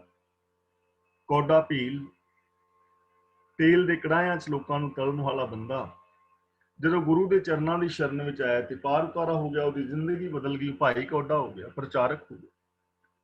ਭੂਮੀਆਂ ਚੋਰ, ਚੋਰੀਆਂ ਕਰਨ ਵਾਲਾ ਬੰਦਾ, ਪਰ ਜਦੋਂ ਗੁਰੂ ਦੇ ਚਰਨਾਂ ਦੀ ਸ਼ਰਨ ਵਿੱਚ ਆਇਆ, ਉਹਦਾ ਪਾਰ ਉਤਾਰਾ ਹੋ ਗਿਆ। ਚੋਰੀਆਂ ਛੁੱਟ ਗਈਆਂ, ਲੋਕਾਂ ਦੇ ਘਰ ਵਸਾਉਣ ਵਾਲਾ ਬਣ ਗਿਆ। ਤਾਂ ਜੇ ਸਾਡੀ ਜ਼ਿੰਦਗੀ ਵਿੱਚ ਵੀ ਭਾਈ ਕਿਤੇ ਕੋਈ ਕਮੀ ਹੈ, ਕੋਈ ਦੋਸ਼ ਹੈ, ਬੰਦੇ ਤੋਂ ਹੋ ਜਾਂਦੀ ਗਲਤੀ, ਭੁੱਲਣਹਾਰ ਹੈ ਨਾ ਹਰ ਕੋਈ, ਤਾਂ ਗੁਰੂ ਜੀ ਕਹਿੰਦੇ ਨੇ ਸੋਲੂਸ਼ਨ ਇਹ ਹੈ ਕਿ ਜੇ ਹੁਣ ਤੱਕ ਅਸੀਂ ਗੁਰੂ ਤੇ ਉਲਟ ਬੋਲੇ ਆ ਜਾਂ ਗੁਰੂ ਤੋਂ ਉਲਟ ਜ਼ਿੰਦਗੀ ਜੀਵੀ ਹੈ, ਤਾਂ ਇੱਕੋ ਇੱਕ ਵਸੀਲਾ ਹੈ ਕਿ ਅਸੀਂ ਗੁਰੂ ਦੇ ਚਰਨਾਂ ਦੀ ਸ਼ਰਨ ਲਈਏ। ਗੁਰੂ ਰਹਿਮਤ ਕਰੇਗਾ। ਤਾਂ ਗੁਰੂ ਦੇ ਚਰਨਾਂ ਦੀ ਸ਼ਰਨ ਵਿੱਚ ਆ ਕੇ ਹੀ ਪਾਰ ਉਤਾਰਾ ਹੋ ਸਕਦਾ ਹੈ, ਕਿਸੇ ਬਾਬੇ ਦੇ ਚਰਨਾਂ ਵਿੱਚ ਢਹਿ ਕੇ ਨਹੀਂ। ਅਗਲਾ ਵਚਨ ਕਰਦੇ ਨੇ ਕਿ ਸਾਡੀ ਜ਼ਿੰਦਗੀ ਜਿਹੜੀ ਹੈ ਕਿਵੇਂ ਸਫਲ ਹੋ ਸਕਦੀ ਹੈ ਔਰ ਅਸਫਲ ਕਿਵੇਂ ਹੋ ਰਹੀ ਹੈ। ਸੰਤ ਕੇ ਦੁੱਖਨ ਤੇ ਮੁਖ ਭਵੈ। ਹੁਣ ਮੁਖ ਭਵੈ ਦਾ ਮਤਲਬ ਪਹੁੰਚ ਜਾਂਦਾ ਹੈ। ਇਹਦੇ 2-3 ਅਰਥ ਕੀਤੇ ਨੇ ਵਿਦਵਾਨਾਂ ਨੇ, ਜਿਵੇਂ ਸ਼੍ਰੋਮਣੀ ਗੁਰਦੁਆਰਾ ਪ੍ਰਬੰਧਕ ਕਮੇਟੀ ਨੇ ਜੋ ਪੋਥੀ ਲਿਖੀ ਹੈ, ਉਹਦੇ ਵਿੱਚ ਅਰਥ ਲਿਖਿਆ ਹੈ ਮੁਖ ਭਵੈ ਦਾ ਮਤਲਬ ਮੂੰਹ ਪਹੁੰਚ ਜਾਂਦਾ ਹੈ, ਵਿੰਗਾ ਹੋ ਜਾਂਦਾ। ਤੇ ਭਾਈ ਸਾਹਿਬ ਸਿੰਘ ਜੀ ਕਰ ਰਹੇ ਨੇ ਉਹਦਾ ਅਰਥ ਮੂੰਹ ਪਹੁੰਚ ਜਾਂਦਾ ਹੈ, ਯਾਨੀ ਮੂੰਹ ਫਿਟਕਾਰਿਆ ਜਾਂਦਾ ਹੈ, ਭ੍ਰਸ਼ਟਿਆ ਜਾਂਦਾ ਹੈ। ਤੇ ਮਨਮੋਹਨ ਸਿੰਘ ਜੀ ਇਹਦਾ ਅਰਥ ਕਰ ਰਹੇ ਨੇ ਕਿ ਆਦਮੀ ਦਾ ਮੂੰਹ ਵਿੰਗਾ ਹੋ ਜਾਂਦਾ ਹੈ। ਹੁਣ ਭਵੇ ਦਾ ਮਤਲਬ ਹੈ ਪਹੁੰਚ ਜਾਂਦਾ, ਸਿੰਪਲ। ਤਾਂ ਇਹਦਾ ਮਤਲਬ ਕਿ ਸੰਤ ਕੇ ਦੁੱਖਨ ਤੇ ਜੇ ਅਸੀਂ ਗੁਰੂ ਦੀ ਨਿੰਦਿਆ ਕਰਦੇ ਹਾਂ, ਮੁਖ ਭਵੇ, ਮੂੰਹ ਪਹੁੰਚ ਜਾਂਦਾ ਹੈ ਚੰਗਿਆਈਆਂ ਵੱਲੋਂ, ਬੁਰਾਈਆਂ ਵੱਲ ਬੰਦਾ ਖਚਤ ਹੋ ਜਾਏਗਾ। ਸਾਡਾ ਮੂੰਹ ਹੈ ਨਾ, ਅਸੀਂ ਨਾ ਕਿੱਧਰ ਮੂੰਹ ਚੁੱਕਿਆ, ਯਾਨੀ ਮੂੰਹ ਪਹੁੰਚ ਜਾਂਦਾ ਹੈ, ਮੀਨਸ ਕਿ ਬੰਦਾ ਚੰਗਿਆਈਆਂ ਵੱਲੋਂ ਹਟ ਜਾਂਦਾ, ਬੁਰਾਈਆਂ ਵਾਲੇ ਪਾਸੇ ਖਚਤ ਹੋ ਜਾਂਦਾ। ਚੰਗਿਆਈਆਂ ਵੱਲੋਂ ਮੂੰਹ ਹੀ ਪਹੁੰਚ ਜਾਂਦਾ, ਨਾ ਉਹਦੇ ਅੰਦਰ ਦਇਆ ਰਹਿੰਦੀ ਹੈ, ਨਾ ਉਹਦੇ ਅੰਦਰ ਧਰਮ ਰਹਿੰਦਾ ਹੈ, ਨਾ ਉਹਦੇ ਵਿੱਚ ਪਿਆਰ ਮੁਹੱਬਤ ਰਹਿੰਦਾ ਹੈ, ਨਾ ਉਹਦੇ ਵਿੱਚ ਇਨਸਾਨੀਅਤ ਰਹਿੰਦੀ ਹੈ। ਉਹ ਬਸ ਬੁਰਾਈਆਂ ਕਰੀ ਜਾਏਗਾ, ਮਨਮਤਾ ਕਰੀ ਜਾਏਗਾ, ਕਰਮ ਕਾਂਡ ਕਰੀ ਜਾਏਗਾ। ਔਰ ਹਕੀਕਤ ਹੈ, ਜਦੋਂ ਅਸੀਂ ਗੁਰਬਾਣੀ ਦੇ ਤਲ ਤੇ ਆਪਣੇ ਜੀਵਨ ਵੱਲ ਇੱਕ ਝਾਤ ਮਾਰਦੇ ਹਾਂ, ਤਾਂ ਗੁਰਬਾਣੀ ਤੋਂ ਬਹੁਤੀ ਵਾਰੀ ਬਹੁ ਗਿਣਤੀ ਲੋਕਾਂ ਦਾ ਮੂੰਹ ਭਮਿਆ ਹੋਇਆ ਹੈ, ਯਾਨੀ ਕਰਮਕਾਂਡ ਕਰੀ ਜਾ ਰਹੇ ਹਾਂ, ਪਰ ਜੋ ਗੁਰਬਾਣੀ ਦੇ ਗੁਣ ਸਨ ਉਹਨਾਂ ਨੂੰ ਆਪਣੀ ਜ਼ਿੰਦਗੀ ਵਿੱਚ ਇੰਪਲੀਮੈਂਟ ਨਹੀਂ ਕੀਤਾ, ਉਹਦੇ ਮੁਤਾਬਕ ਜ਼ਿੰਦਗੀ ਨਹੀਂ ਜੀਵੀ। ਇਸੇ ਨੂੰ ਕਹਿੰਦੇ ਨੇ ਮੂੰਹ ਪਾਉਣਾ ਦਾ ਮਤਲਬ ਰੱਬੀ ਰਜ਼ਾ ਤੋਂ ਬੰਦਾ ਉਲਟ ਚੱਲਣ ਲੱਗ ਜਾਂਦਾ ਹੈ। ਗੁਰੂ ਦੀ ਨਿੰਦਿਆ ਕਰਨ ਦੇ ਨਾਲ ਗੁਰੂ ਦੇ ਮਾਰਗ ਤੋਂ ਮੂੰਹ ਪਹੁੰਚ ਜਾਂਦਾ ਹੈ, ਉਲਟ ਹੋ ਜਾਂਦਾ ਹੈ, ਔਰ ਉਹਦੀ ਜ਼ਿੰਦਗੀ ਵਿੱਚ ਬੁਰਾਈਆਂ ਆ ਜਾਂਦੀਆਂ। ਸੰਤਨ ਕੈ ਦੁਖਨ ਕਾਗ ਜਿਉ ਲਵੇ। ਇੱਥੇ ਸੰਤਨ ਸ਼ਬਦ ਲੱਗਦਾ ਹੈ ਕਿ ਪਲੂਰਲ ਹੈ, ਲੇਕਿਨ ਇੱਕ ਗੱਲ ਧਿਆਨ ਰੱਖਣ ਵਾਲੀ ਹੈ, ਜਿਵੇਂ ਸ਼ਬਦ ਹੁੰਦਾ ਹੈ ਤੂੰ, ਵੀ ਵੀਰ ਮੈਨੂੰ ਤੂੰ ਪਾਣੀ ਲਿਆ ਕੇ ਦੇ, ਤੂੰ, ਜਾਂ ਭੈਣ ਤੂੰ ਮੈਨੂੰ ਪਾਣੀ ਫੜਾ। ਹੁਣ ਤੂੰ ਦਾ ਮਤਲਬ ਸਿੰਗੂਲਰ, ਭੈਣ ਜਾਂ ਵੀਰ ਇੱਕ ਹੈ, ਤੇ ਤੁਸੀਂ ਸ਼ਬਦ ਬਹੁਵਚਨੀ ਹੈ, ਜਾਦਿਆਂ ਵਾਸਤੇ। ਪਰ ਅਸੀਂ ਸਤਿਕਾਰ ਵਜੋਂ ਇੱਕ ਬੰਦੇ ਨੂੰ ਵੀ ਤੁਸੀਂ ਕਹਿੰਦੇ ਆ, ਭੈਣ ਤੁਸੀਂ ਮੈਨੂੰ ਪਾਣੀ ਦਿਓ, ਤਾਂ ਇੱਥੇ ਭੈਣਾਂ ਕੋਈ 4-5 ਨਹੀਂ, ਭੈਣ ਸਾਹਮਣੇ ਇੱਕ ਹੀ ਹੈ, ਉਹਦੇ ਵਾਸਤੇ ਸ਼ਬਦ ਵੀ ਪਲੂਰਲ ਵਰਤ ਰਹੇ ਆ। ਤੁਸੀਂ ਆ ਵੀਰ ਤੁਸੀਂ ਮੈਨੂੰ ਪਾਣੀ ਫੜਾਇਓ, ਵੀਰ ਇੱਕੋ ਹੀ ਹੈ, ਅੱਗੇ 2-4 ਵੀਰ ਨਹੀਂ ਹੈ, ਪਰ ਇੱਕ ਵਾਸਤੇ ਵੀ ਅਸੀਂ ਸ਼ਬਦ ਪਲੂਰਲ ਵਰਤ ਰਹੇ ਹਾਂ, ਤਾਂ ਸਤਿਕਾਰ ਵਜੋਂ ਹੈ, ਇਕੱਲਾ ਹੀ ਹੈ। ਇੱਥੇ ਵੀ ਸੰਤਨ ਸ਼ਬਦ ਪਲੂਰਲ ਹੈ, प्लूरल वरत्या जा रहा है सत्कार वजों। संतन के दुखन काग ज्यों लवे, यानी जो गुरु जन ने उन्हां दी निंदिया करके काग ज्यों लवे, काग दा मतलब कां, लवे दा मतलब लौ लौ करदा फिरदा। गुरु दी निंदिया करके, गुरु तो बेमुख होण करके बंदा कां दी तरह लौ लौ करदा फिरदा, झूठ बोलदा रहेगा, जबान चलाई जाएगा, बड़बोला हो जाएगा, लेकिन जो कुछ कह रहा है उहदे ते अमल नहीं करेगा। ना सच ते अमल, ना उन्होंने ये पता है कि जो मैं बोल रहा मेरे इन्हां बोलों का असर की होएगा मेरे अपने ते, मेरियां आने वालियां पीढ़ियां ते, समाज ते, बस बोली जा रहे और गुरु तो उलट ही बोली जा रहे। किन्ने लोग ने जिन्होंने असीं सुन सकते हाँ कि वो गुरमत तो उलट ही बोली जा रहे हैं और कुदरत के नियमां तो उलट बोली जा रहे हैं, पर असीं सुनी जा रहे हैं और वो बोली जा रहे हैं। ਅਸੀਂ ਸੁਣਦੇ ਆ ਨਾ ਕਿ ਬਾਬਿਆਂ ਨੇ ਸੇਬ ਦਿੱਤਾ ਤੇ ਸੇਬ ਦੇ ਨਾਲ ਬੱਚਾ ਪੈਦਾ ਹੋ ਗਿਆ। ਹੁਣ ਇਹ ਕੀ ਇਹ ਕਾਂ ਵਾਂਗੂ ਕਾਂ ਕਾਂ ਕਰਨ ਵਾਲੀ ਗੱਲ ਹੀ ਹੈ ਨਾ, ਇਹ ਸੱਚਾਈ ਤਾਂ ਨਹੀਂ ਹੈ। ਸੇਬਾਂ ਨਾਲ ਬੱਚੇ ਥੋੜਾ ਹੁੰਦੇ ਨੇ। ਜੇ ਸੇਬ ਖਾਣ ਨਾਲ ਬੱਚਾ ਹੁੰਦਾ ਹੋਵੇ ਤੇ ਫਿਰ ਜਿਹੜੇ ਸੇਬ ਦੇ ਉੱਤੇ ਇੰਨੇ ਪੇੜ ਤੇ ਲੱਗੇ ਨੇ ਸੇਬ, ਉੱਥੇ ਤੇ ਨਾਣੇ ਉਂਝ ਹੀ ਲਟਕਦੇ ਰਹਿਣ। ਪੰਜ ਚਾਰ ਗੁੱਛੇ ਸੇਬਾਂ ਦੇ ਹੋਣ ਤੇ ਵੇਖ ਇੱਕ ਦੋ ਮੁੰਡੇ ਕੁੜੀਆਂ ਲਟਕੇ ਹੋਣ, ਐਵੇਂ ਨਹੀਂ ਨਾ ਹੁੰਦਾ। ਬੰਦਾ ਕੁਦਰਤ ਤੋਂ, ਸਾਇੰਸ ਤੋਂ, ਗੁਰਮਤ ਤੋਂ, ਧਰਮ ਤੋਂ ਫਿਰ ਉਲਟ ਹੀ ਬੋਲੀ ਜਾਂਦਾ ਹੈ, ਕਾਂ ਕਾਂ ਕਰੀ ਜਾਂਦਾ ਹੈ, ਉਹਨੂੰ ਪਤਾ ਨਹੀਂ ਮੈਂ ਬੋਲ ਕੀ ਰਿਹਾ।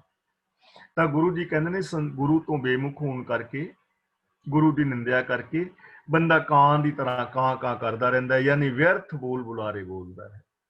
ਸੰਤਨ ਕੇ ਦੁਖਨ ਸਰਪ ਜੋਨ ਪਾਏ। ਸਰਪ ਜੋਨ ਦਾ ਮਤਲਬ ਸੱਪ, ਕਿ ਗੁਰੂ ਦੀ ਨਿੰਦਿਆ ਕਰਨ ਕਰਕੇ ਬੰਦਾ ਸੱਪ ਦੀ ਜੂਨੇ ਪੈ ਜਾਂਦਾ। ਇਹ ਨਹੀਂ ਕਿ ਮਰਨ ਤੋਂ ਬਾਅਦ ਪੈ ਜਾਂਦਾ, ਬੰਦੇ ਦੀ ਸੁਰਤ ਹੀ ਸੱਪ ਦੀ ਜੂਨ ਵਿੱਚ ਪੈ ਜਾਂਦੀ ਹੈ। ਬੰਦੇ ਦੇ ਅੰਦਰ ਸੱਪ ਵਾਲੀ ਬਿਰਤੀ ਪੈਦਾ ਹੋ ਜਾਂਦੀ, ਉਹ ਬੰਦਾ ਹੀ ਸੱਪ ਵਰਗਾ ਹੁੰਦਾ ਹੈ। ਅਸੀਂ ਕਹਿੰਦੇ ਨਹੀਂ ਫਲਾਣਾ ਬੰਦਾ ਤੇ ਮੇਰਾ ਨਾਗ ਹੈ, ਫਲਾਣਾ ਬੰਦਾ ਤੇ ਸੱਪ, ਮਾਇਆ ਤੇ ਜੱਫਾ ਮਾਰ ਕੇ ਬੈਠਾ ਹੈ, ਉਹ ਤੇ ਸੱਪਾਂ ਨੂੰ ਜ਼ਹਿਰ ਘੋਲਦਾ ਹੈ। ਅਸੀਂ ਕਹਿੰਦੇ ਨਾ ਫਲਾਂ ਬੰਦਾ ਉਹ ਤੇ ਖੋਤਾ ਹੈ ਨਿਰਾ, ਫਲਾਂ ਬੰਦਾ ਸ਼ੇਰ ਹੈ। ਜੇ ਹੁਣ ਕੋਈ ਬੰਦਾ ਕਵੇ ਪਿਆ ਤੇ ਸ਼ੇਰ ਦਾ ਬੱਚਾ ਹੈ, ਸ਼ੇਰ ਦਾ ਬੱਚਾ ਹੈ ਬਈ, ਤੇ ਸ਼ੇਰ ਦੇ ਬੱਚੇ ਦਾ ਮਤਲਬ ਵੀ ਇਹ ਬੜਾ ਨਿਰਭੀਕ ਹੈ, ਇਹ ਨਿਰਭੀਕ ਹੈ, ਬੇਡਰ ਹੈ, ਬੇਖੌਫ ਹੈ। ਤੇ ਜੇ ਉਹ ਬੱਚਾ ਜੰਗਲ ਵਿੱਚ ਆਪਣੇ ਪਿਓ ਨੂੰ ਲੱਭਦਾ ਫਿਰੇ ਕਿ ਮੈਂ ਸ਼ੇਰ ਦਾ ਬੱਚਾ ਤੇ ਮੇਰਾ ਪਿਓ ਕਿੱਥੇ, ਸ਼ੇਰ ਦੇ ਬੱਚੇ ਦਾ ਮਤਲਬ ਨਿਰਭੀਕ ਹੈ। ਫਲਾਂ ਬੰਦਾ ਤੇ ਗਿੱਦੜ ਹੈ, ਗਿੱਦੜ ਦਾ ਮਤਲਬ ਉਹ ਕਾਇਰ ਹੈ। ਫਲਾਂ ਬੰਦਾ ਖੋਤਾ ਹੈ, ਇਹਦਾ ਮਤਲਬ ਕਿ ਬੇਵਕੂਫੀਆਂ ਕਰਦਾ ਹੈ। ਇੱਥੇ ਸੱਪ ਦੀ ਜੂਨ ਵਿੱਚ ਸੁਰਤ ਪੈ ਜਾਂਦੀ ਹੈ। ਜਿਹੜਾ ਬੰਦਾ ਗੁਰੂ ਤੋਂ ਬੇਮੁਖ ਹੈ, ਉਹ ਜਿਉਂਦੇ ਜੀ ਹੀ ਸੱਪ ਵਰਗੀ ਜ਼ਿੰਦਗੀ ਜੀ ਰਿਹਾ ਹੈ। ਉਹ ਕੇਵਲ ਲੋਕਾਂ ਦੇ ਹੱਕ ਖਾਣ ਤੱਕ ਸੀਮਿਤ ਹੈ, ਫੂੰ ਫੂੰ ਕਰਦਾ ਫਿਰਦਾ ਹੈ, ਜ਼ਹਿਰੀਲੀ ਉਹਦੀ ਸੋਚ ਹੋ ਜਾਂਦੀ ਹੈ। ਸੰਤ ਕੈ ਦੁਖਨ ਤ੍ਰਿਗਤ ਜੋਨ ਕਿਰਮਾਏ। ਕਿਰਮਾਏ ਦਾ ਮਤਲਬ ਕੀੜੇ, ਤ੍ਰਿਗਤ ਦਾ ਮਤਲਬ ਟੇਡੀਆਂ, ਜਿਹੜੇ ਖੜੇ ਹੋ ਕੇ ਤੁਰ ਨਹੀਂ ਸਕਦੇ, ਜਿਵੇਂ ਮੈਂਡਕ ਨੇ, ਸੱਪ ਨੇ ਜਾਂ ਗੰਡੋਏ ਵਗੈਰਾ ਨੇ, ਕੀੜੇ ਮਕੌੜੇ ਨੇ। ਗੁਰੂ ਪਾਤਸ਼ਾਹ ਜੀ ਕਹਿੰਦੇ ਨੇ ਜਿਹੜਾ ਗੁਰੂ ਦੀ ਨਿੰਦਿਆ ਕਰਦਾ ਹੈ, ਜੋ ਗੁਰੂ ਤੋਂ ਬੇਮੁਖ ਹੈ, ਉਹ ਜਿਹੜੇ ਆ ਟੇਡੀਆਂ ਜੂਨਾਂ ਨੇ ਨਾ, ਰੇਂਗ ਕੇ ਤੁਰਨ ਵਾਲੇ ਕੀੜੇ ਮਕੌੜੇ, ਇਹਨਾਂ ਵਰਗਾ ਬੰਦਾ ਹੈ। ਇਹਨਾਂ ਰੇਂਗ ਕੇ ਤੁਰਨ ਵਾਲੇ ਕੀੜਿਆਂ ਦੀ ਕੋਈ ਵੈਲਿਊ ਨਹੀਂ ਨਾ, ਤਾਂ ਉਹ ਬੰਦਾ ਕੀੜਿਆਂ ਮਕੌੜਾਂ ਵਰਗਾ ਹੈ, ਗੰਦਗੀ ਖਾਏਗਾ। ਵਿਸ਼ਟਾ ਦਾ ਕੀੜਾ ਗੰਦਗੀ ਖਾਏਗਾ ਨਾ। ਇਸੇ ਤਰ੍ਹਾਂ ਜੋ ਗੁਰੂ ਤੇ ਦੱਸੇ ਹੋਏ ਰਾਹ ਤੋਂ ਉਲਟ ਹੈ, ਗੁਰੂ ਦੀ ਨਿੰਦਿਆ ਕਰਨ ਵਾਲਾ ਹੈ, ਉਹ ਨਿੰਦਿਆ ਦੀ ਗੰਦਗੀ ਖਾਂਦਾ ਰਹਿੰਦਾ ਹੈ, ਕੀੜਿਆਂ ਮਕੌੜਿਆਂ ਵਰਗੀ ਜ਼ਿੰਦਗੀ ਜੀਂਦਾ ਹੈ। ਜੀਵਨ ਦੇ ਅੰਦਰ ਕੋਈ ਵਿਕਾਸ ਨਹੀਂ ਕਰ ਪਾਉਂਦਾ, ਚੜ੍ਹਦੀ ਕਲਾ ਦੇ ਵਿੱਚ ਉਹ ਨਹੀਂ ਜਾ ਪਾਉਂਦਾ। ਸੰਤਨ ਕੈ ਦੁਖਨ ਤ੍ਰਿਸ਼ਨਾ ਮਹਿ ਜਲੇ। ਗੁਰੂ ਜੀ ਕਹਿੰਦੇ ਨੇ ਗੁਰੂ ਦੀ ਨਿੰਦਿਆ ਕਰਨ ਕਰਕੇ ਬੰਦਾ ਤ੍ਰਿਸ਼ਨਾ ਦੀ ਅੱਗ ਦੇ ਵਿੱਚ ਸੜਦਾ ਹੈ, ਤ੍ਰਿਸ਼ਨਾ ਦੀ ਅੱਗ ਦੇ ਅੰਦਰ ਸੜ ਰਿਹਾ ਹੈ। ਉਹਦੇ ਅੰਦਰ ਕਦੇ ਵੀ ਸੰਤੋਖ ਨਹੀਂ ਹੈ, ਸੰਤੁਸ਼ਟੀ ਨਹੀਂ ਹੈ, ਸੈਟਿਸਫੈਕਸ਼ਨ ਨਹੀਂ ਹੈ, ਹੋਰ ਦੀ ਲਾਲਸਾ ਲੱਗੀ ਹੋਈ ਹੈ, ਤ੍ਰਿਸ਼ਨਾ ਦੀ ਅੱਗ ਦੇ ਅੰਦਰ ਜਲਦਾ ਰਹਿੰਦਾ ਹੈ। ਉਹ ਬੰਦਾ ਜੋ ਗੁਰੂ ਦੇ ਦੱਸੇ ਰਾਹਾਂ ਤੇ ਨਹੀਂ ਤੁਰਦਾ। ਸੰਤ ਕੈ ਦੁਖਨ ਸਭ ਕੋ ਛਲੇ। ਜੋ ਗੁਰੂ ਦੀ ਨਿੰਦਿਆ ਕਰਨ ਵਾਲਾ ਬੰਦਾ ਹੈ, ਗੁਰੂ ਦਾ ਨਿੰਦਕ ਹੈ, गुरु तो बेमुख है, सब को छलै। को ਦਾ ਮਤਲਬ ਕਿਸੇ ਨੂੰ, ਸਭ ਕੋ ਦਾ ਮਤਲਬ ਸਭ ਕਿਸੇ ਨੂੰ, ਛਲੇ ਦਾ ਮਤਲਬ ਠੱਗਦਾ ਹੈ। ਜੋ ਗੁਰੂ ਤੋਂ ਬੇਮੁਖ ਬੰਦਾ ਹੈ ਨਾ, ਉਹ ਸਾਰਿਆਂ ਨੂੰ ਹੀ ਠੱਗਦਾ ਫਿਰਦਾ ਹੈ। ਇਮੋਸ਼ਨਲ ਬਲੈਕਮੇਲ ਕਰੇਗਾ, ਉਹ ਠੱਗੀਆਂ ਮਾਰੇਗਾ। ਦੇਖੋ, ਚੋਰ, ਡਾਕੂ ਔਰ ਠੱਗ ਦੇ ਵਿੱਚ ਬੜਾ ਫਰਕ ਹੈ। ਚੋਰ ਚੋਰੀ ਉਦੋਂ ਕਰਦਾ ਜਦੋਂ ਤੁਸੀਂ ਗੈਰ ਹਾਜ਼ਰ ਹੁੰਦੇ ਹੋ। ਮਾਲਕ ਗੈਰ ਹਾਜ਼ਰ ਹੈ ਤੇ ਉਸ ਗੈਰ ਹਾਜ਼ਰੀ ਦੇ ਅੰਦਰ ਕਿਸੇ ਦੀ ਚੀਜ਼ ਨੂੰ ਚੁੱਕ ਕੇ ਕਹਿੰਦਾ ਮੇਰੀ ਹੈ, ਉਹ ਚੋਰ ਹੈ, ਕਿਉਂਕਿ ਉਹ ਗੈਰ ਹਾਜ਼ਰੀ ਵਿੱਚ ਚੁੱਕ ਰਿਹਾ ਹੈ। ਉਹਨੂੰ ਕਹਿੰਦੇ ਨੇ ਚੋਰ। ਇੱਕ ਹੁੰਦਾ ਹੈ ਡਾਕੂ, ਉਹ ਸਾਹਮਣੇ ਆਣ ਕੇ ਡਾਕਾ ਮਾਰਦਾ, ਬਿਲਕੁਲ ਲੁਕਿਆ ਹੋਇਆ ਨਹੀਂ। ਤੇ ਉਹ ਸਾਹਮਣੇ ਉਹਨੇ ਪਿਸਟਲ ਕੱਢਿਆ ਹੈ, ਬੰਦੂਕ ਤਾਣੀ ਹੋਈ ਹੈ, ਵੀ ਜੋ ਕੁਛ ਵੀ ਹੈ ਇੱਥੇ ਧਰ ਦੇ, ਉਹਨੇ ਤੇ ਗੋਲੀ ਮਾਰ ਦੇ। ਉਹ ਸਾਰਾ ਕੁਝ ਲੁੱਟ ਕੇ ਗੋਲੀ ਮਾਰ ਜਾਂਦੇ ਨੇ, ਜਾਂ ਛੱਡ ਵੀ ਜਾਣ, ਇਹ ਉਹਨਾਂ ਦੀ ਮਰਜ਼ੀ ਤੇ ਡਿਪੈਂਡ ਕਰੇਗਾ।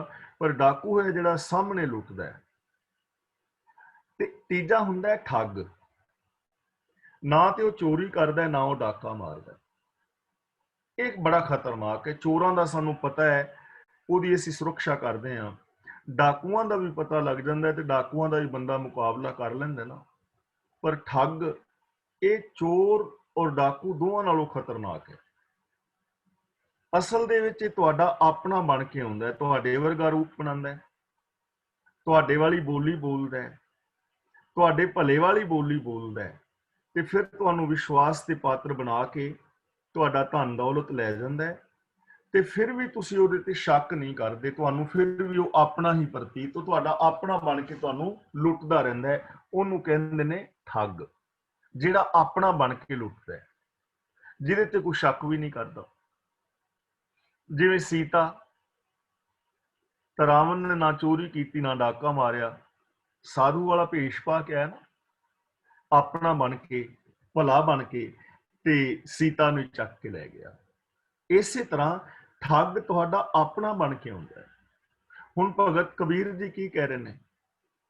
ਉਹ ਕਹਿੰਦੇ ਨੇ, ਗੱਲ ਸਾਢੇ ਤੈ ਤੈ ਧੋਤੀਆਂ, ਤੇਰੇ ਪਾਇਨ ਤਗ, ਗਲੀ ਜਿਨਾ ਜਪ ਮਾਲੀਆਂ, ਲੋਟੇ ਹੱਥ ਨਿਬੱਗ, ਓਏ ਹਰ ਕੇ ਸੰਤ ਨਾ ਆਖੀਆਂ, ਬਾਨਾਰਸ ਕੇ ਠੱਗ। ਆਪਣੇ ਬਣੇ ਨੇ ਤੁਹਾਡੇ, ਦੋ ਦੋ ਧੋਤੀਆਂ ਰੱਖੀਆਂ ਨੇ, ਮੱਥੇ ਤੇ ਤਿਲਕ ਲਾਇਆ ਹੈ, ਦੋ ਤਿੰਨ ਮਾਲਾ ਫੜੀਆਂ ਨੇ, ਦੋ ਤਿੰਨ ਮਾਲਾ ਗਲ ਚ ਪਾਈਆਂ ਨੇ, ਐਨ ਚਮਕਵੇਂ ਲਿਸ਼ਕ ਨੇ ਡੋਲੂ ਫੜੇ ਨੇ। ਭਗਤ ਕਬੀਰ ਜੀ ਕਹਿੰਦੇ ਨੇ, ਇਹਨਾਂ ਨੂੰ ਸੰਤ ਨਾ ਸਮਝਿਓ, ਇਹ ਬਨਾਰਸੀ ਠੱਗ ਨੇ, ਤੁਹਾਡਾ ਆਤਮਿਕ ਜੀਵਨ ਲੁੱਟ ਲੈਣਗੇ। ਔਰ ਐਸਾ ਹੀ ਕੁਝ ਹੋ ਰਿਹਾ ਹੈ। ਅੱਜ ਜੇ ਅਸੀਂ ਆਪਣੇ ਪੰਥ ਵੱਲ ਵੇਖਣ ਦਾ ਯਤਨ ਕਰੀਏ ਤਾਂ ਕਿੰਨੇ ਸਾਰੇ ਲੋਕ ਨੇ ਜਿਨ੍ਹਾਂ ਨੇ ਧਾਰਮਿਕ ਪਹਿਨਾਵੇ ਪਹਿਨ ਕੇ ਸਾਨੂੰ ਗੁਰਮਤ ਤੋਂ ਦੂਰ ਕਰ ਦਿੱਤਾ, ਅਕਾਲ ਤਖਤ ਦੀ ਮਰਿਆਦਾ ਤੋਂ ਤੋੜ ਦਿੱਤਾ, ਗੁਰਮਤ ਸਿਧਾਂਤ ਤੋਂ ਤੋੜ ਦਿੱਤਾ, ਔਰ ਡੇਰੇ ਬਣਾ ਕੇ ਤੇ ਆਪਣੇ ਨਾਮਾਂ ਦੇ ਨਾਲ ਸੰਤ ਲਾ ਕੇ ਆਪਣੀ ਹੀ ਪੂਜਾ ਕਰਾਣੀ ਸ਼ੁਰੂ ਕਰ ਚਲੇ ਗਏ ਨਾ। ਤੇ ਜਿਹੜਾ ਐਸਾ ਛਲ ਕਰਨ ਵਾਲਾ ਹੈ ਜੋ ਗੁਰਮਤ ਤੋਂ ਉਲਟ ਹੈ, ਉਹ ਸਾਰਿਆਂ ਨੂੰ ਹੀ ਛਲਦਾ ਹੈ। ਉਹ ਕਿਸੇ ਦਾ ਸੱਕਾ ਨਹੀਂ ਹੁੰਦਾ, ਨਾ ਮੇਰਾ ਨਾ ਤੁਹਾਡਾ। ਤੇ ਜੇ ਮੈਂ ਠਾਗਾ ਤੇ ਮੈਂ ਵੀ ਕਿਸੇ ਦਾ ਫਿਰ ਸੱਕਾ ਨਹੀਂ। ਉਹਦੇ ਵਾਸਤੇ ਕੋਈ ਸੱਕਾ ਨਹੀਂ ਹੁੰਦਾ। ਉਹਦੇ ਵਾਸਤੇ ਇੱਕੋ ਹੀ ਨਿਯਮ ਹੁੰਦਾ ਹੈ ਵੀ ਜੇ ਘੋੜਾ ਘਾਹ ਦੇ ਨਾਲ ਪਿਆਰ ਕਰੇਗਾ ਤੇ ਖਾਏਗਾ ਕੀ। ਠੱਗ ਦਾ ਕਿਸੇ ਦੇ ਨਾਲ ਕੋਈ ਲੈਣਾ ਦੇਣਾ ਨਹੀਂ, ਉਹਨੇ ਠੱਗਣਾ ਹੈ। ਸੰਤ ਕੈ ਦੁਖਨ ਸਭ ਕੋ ਛਲੇ, ਜੋ ਗੁਰੂ ਦੇ ਦੱਸੇ ਰਾਹਾਂ ਤੇ ਤੁਰਨ ਵਾਲਾ ਨਹੀਂ, ਗੁਰੂ ਤੋਂ ਬੇਮੁਖ ਹੈ, ਉਹ ਸਾਰਿਆਂ ਨੂੰ ਹੀ ਛਲਦਾ ਹੈ, ਠੱਗੀ ਮਾਰਦਾ ਹੈ, ਉਹਦਾ ਜੀਵਨ ਠੱਗਾਂ ਵਾਲਾ ਹੋ। ਸੰਤ ਕੈ ਦੁਖਨ ਤੇਜ ਸਭ ਜਾਏ, ਗੁਰੂ ਤੋਂ ਬੇਮੁਖ ਹੋਣ ਨਾਲ, ਗੁਰੂ ਦੀ ਨਿੰਦਿਆ ਕਰਨ ਦੇ ਨਾਲ ਮਨੁੱਖ ਦਾ ਸਾਰਾ ਤੇਜ ਪ੍ਰਤਾਪ ਹੀ ਖਤਮ ਹੋ ਜਾਂਦਾ। ਉਹਦੇ ਤੇ ਕੋਈ ਵਿਸ਼ਵਾਸ ਨਹੀਂ ਕਰਦਾ, ਵਿਸ਼ਵਾਸ ਉਹਦਾ ਜਾਂਦਾ ਰਹਿੰਦਾ ਹੈ। ਉਹਦੇ ਅੰਦਰ ਕੋਈ ਤੇਜ ਤਪ, ਉਹਦੇ ਗੁਣਾਂ ਵਾਲਾ ਕੋਈ ਜੀਵਨ ਹੀ ਨਹੀਂ ਹੁੰਦਾ ਜਿਹਦੇ ਨਾਲ ਕੋਈ ਬੰਦਾ ਦੂਜਾ ਪ੍ਰਭਾਵਿਤ ਹੋਵੇ। ਜਿੱਥੇ ਸੱਚ ਦਾ ਸਾਹਮਣਾ ਕਰਨਾ ਪੈਂਦਾ ਹੈ, ਉੱਥੇ ਉਹ ਬੰਦਾ ਫਿੱਕਾ ਪੈ ਜਾਏਗਾ, ਸੱਚ ਦਾ ਸਾਹਮਣਾ ਨਹੀਂ ਕਰ ਪਾਏਗਾ। ਫਿਰ ਲੜਨ ਲਈ ਆਏਗਾ, ਡਾਂਗਾ ਚੁੱਕੇਗਾ, ਪੱਗਾਂ ਲਾਏਗਾ, ਲੱਤਾਂ ਤੋੜੇਗਾ, ਮਾਰ ਦਿਆਂਗਾ, ਕਰ ਦਿਆਂਗਾ, ਇਹ ਕੁਝ ਹੋ ਜਾਏਗਾ। ਲੇਕਿਨ ਸੱਚ ਦਾ ਸਾਹਮਣਾ ਕਰਨਾ ਔਖਾ ਹੋ ਜਾਂਦਾ, ਤਾਂ ਤੇਜ ਤਪ ਚਲਾ ਜਾਂਦਾ ਬੰਦੇ ਦਾ, ਚੰਗਿਆਈਆਂ ਚਲੀਆਂ ਜਾਂਦੀਆਂ ਨੇ, ਇਨਸਾਨੀਅਤ ਖਤਮ ਹੋ ਜਾਂਦੀ ਹੈ ਜਦੋਂ ਕੋਈ ਗੁਰੂ ਦੇ ਦੱਸੇ ਰਾਹਾਂ ਤੋਂ ਉਲਟ ਚੱਲਦਾ।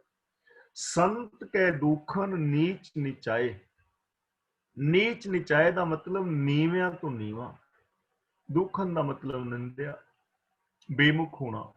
ਜੋ ਗੁਰੂ ਤੋਂ ਬੇਮੁਖ ਹੈ, ਜੋ ਗੁਰੂ ਦੇ ਅੰਦਰ ਦੋਸ਼ ਸਥਾਪਿਤ ਕਰਦਾ ਹੈ, ਗੁਰੂ ਜੀ ਕਹਿੰਦੇ ਨੇ ਉਹ ਨੀਵਿਆਂ ਤੋਂ ਨੀਵਾਂ ਬਣ ਜਾਂਦਾ ਹੈ, ਕਿਉਂਕਿ ਉੱਚਾ ਹੋਣਾ ਸੀ ਉੱਚੇ ਦੇ ਨਾਲ ਜੁੜ ਕੇ। ਉੱਚਾ ਔਰ ਮਹਾਨ ਸੀ ਗੁਰੂ, ਗੁਰੂ ਦੀ ਬਾਣੀ, ਗੁਰੂ ਦੇ ਸਿਧਾਂਤ, ਗੁਰੂ ਦੀ ਫਿਲਾਸਫੀ, ਗੁਰੂ ਦੀ ਵਿਚਾਰਧਾਰਾ। ਜੇ ਗੁਰੂ ਦੀ ਵਿਚਾਰਧਾਰਾ ਨਾਲ ਜੁੜਦੇ ਉੱਚੇ ਹੋਣਾ ਸੀ, ਮਹਾਨ ਹੋਣਾ ਸੀ, ਸੁਰਤ ਉੱਚੀ ਹੋ ਜਾਣੀ ਸੀ। ਪਰ ਜਦੋਂ ਗੁਰੂ ਤੋਂ ਹੀ ਬੇਮੁਖ ਹੋ ਗਏ ਤੇ ਫਿਰ ਬੰਦਾ ਨੀਵਿਆਂ ਤੋਂ ਨੀਵਾਂ ਹੋ ਜਾਂਦਾ ਹੈ, ਅਤ ਮਹਾ ਨੀਚ ਹੋ ਜਾਂਦਾ ਹੈ, ਨੀਵੇਂ ਕਰਮ ਹੋ ਜਾਂਦੇ ਨੇ। ਤੇ ਇਸ ਸੰਸਾਰ ਵੱਲ ਇੱਕ ਝਾਤ ਮਾਰ ਕੇ ਵੇਖੋ, ਗਿਆਨ ਗੁਰੂ ਤੋਂ ਟੁੱਟਣ ਕਰਕੇ ਕਿੰਨੇ ਨੀਵੇਂ ਤੋਂ ਨੀਵੇਂ ਕਰਮ ਕੀਤੇ ਜਾ ਰਹੇ ਨੇ। ਚਾਹੇ ਉਹ ਖਾਣ ਪੀਣ ਵਾਲੇ ਪਦਾਰਥਾਂ ਵਿੱਚ ਮਿਲਾਵਟਾਂ ਕਰ ਰਿਹਾ ਹੈ ਬੰਦਾ, ਨੀਵਾਂ ਕਰਮ ਹੈ ਨਾ। ਆ ਨਿੱਕੀਆਂ ਨਿੱਕੀਆਂ ਵੀਡੀਓਜ਼ ਮੈਂ ਆਪਣੇ WhatsApp ਦੇ ਉੱਤੇ ਇੱਕ ਸਟੇਟਸ ਵੀ ਪਾਇਆ ਹੋਇਆ ਹੈ, ਜਿਹਦੇ ਉੱਤੇ ਲਿਖਿਆ ਵੀ ਗੋਲ ਗੱਪੇ ਐਵੇਂ ਨਹੀਂ ਬਣਦੇ, ਬੜੀ ਮਿਹਨਤ ਕਰਨੀ ਪੈਂਦੀ ਹੈ। ਉਹ ਦੇਖਿਓ ਸਟੇਟਸ ਤੁਸੀਂ।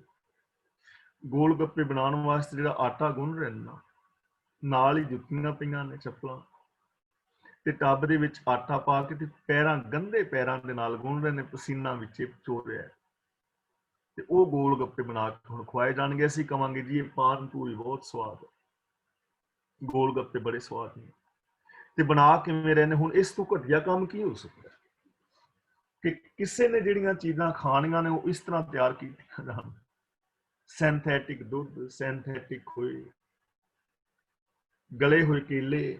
ਜੇ ਪੁੱਛੀ ਵੀ ਕੀ ਇਹ, ਕਹਿੰਦਾ ਕੇਲੇ ਗਲ ਜਾਣੇ ਸੀ ਤੇ ਅਸੀਂ ਆਖਿਆ ਚਲੋ ਮੈਂਗੋ ਬਨਾਨਾ ਸ਼ੇਕ ਬਣਾ ਦਿੰਦੇ ਹਾਂ। ਗਲਨ ਵੀ ਤੇ ਡਹਿਣੀ ਨੇ, ਕਿਸੇ ਦੇ ਮੂੰਹ ਲੱਗ ਜਾਣੇ, ਗਲਿਆਂ ਕੇਲਿਆਂ ਦਾ ਬਨਾਨਾ ਸ਼ੇਕ ਬਣਾ ਦਿਓ।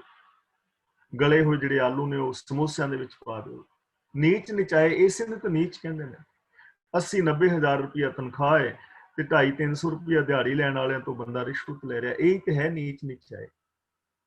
ਜਿਸ ਕਿਸਾਨ ਦੇ ਸਿਰ ਤੇ ਸਾਰੇ ਦੇਸ਼ ਦੀ ਇਕਨੋਮੀ ਹੈ, ਜਿਨ੍ਹਾਂ ਨੇ ਇੰਨੀਆਂ ਮਿਹਨਤਾਂ ਕਰਕੇ ਆਪਣੀਆਂ ਜ਼ਮੀਨਾਂ ਜਾਇਦਾਦਾਂ ਬਣਾਈਆਂ ਜਾਂ ਕੁਛ ਕਰ ਰਹੇ, ਤੇ ਉਹਨਾਂ ਦੇ ਖਿਲਾਫ ਕਾਨੂੰਨ ਉਹਨਾਂ ਦੀ ਮਰਜ਼ੀ ਤੋਂ ਬਿਨਾਂ ਬਣਾ ਦੇਣਾ, ਨੀਚ ਨਿਚਾਏ ਇਸੇ ਨੂੰ ਤੇ ਕਹਿੰਦੇ ਨੇ।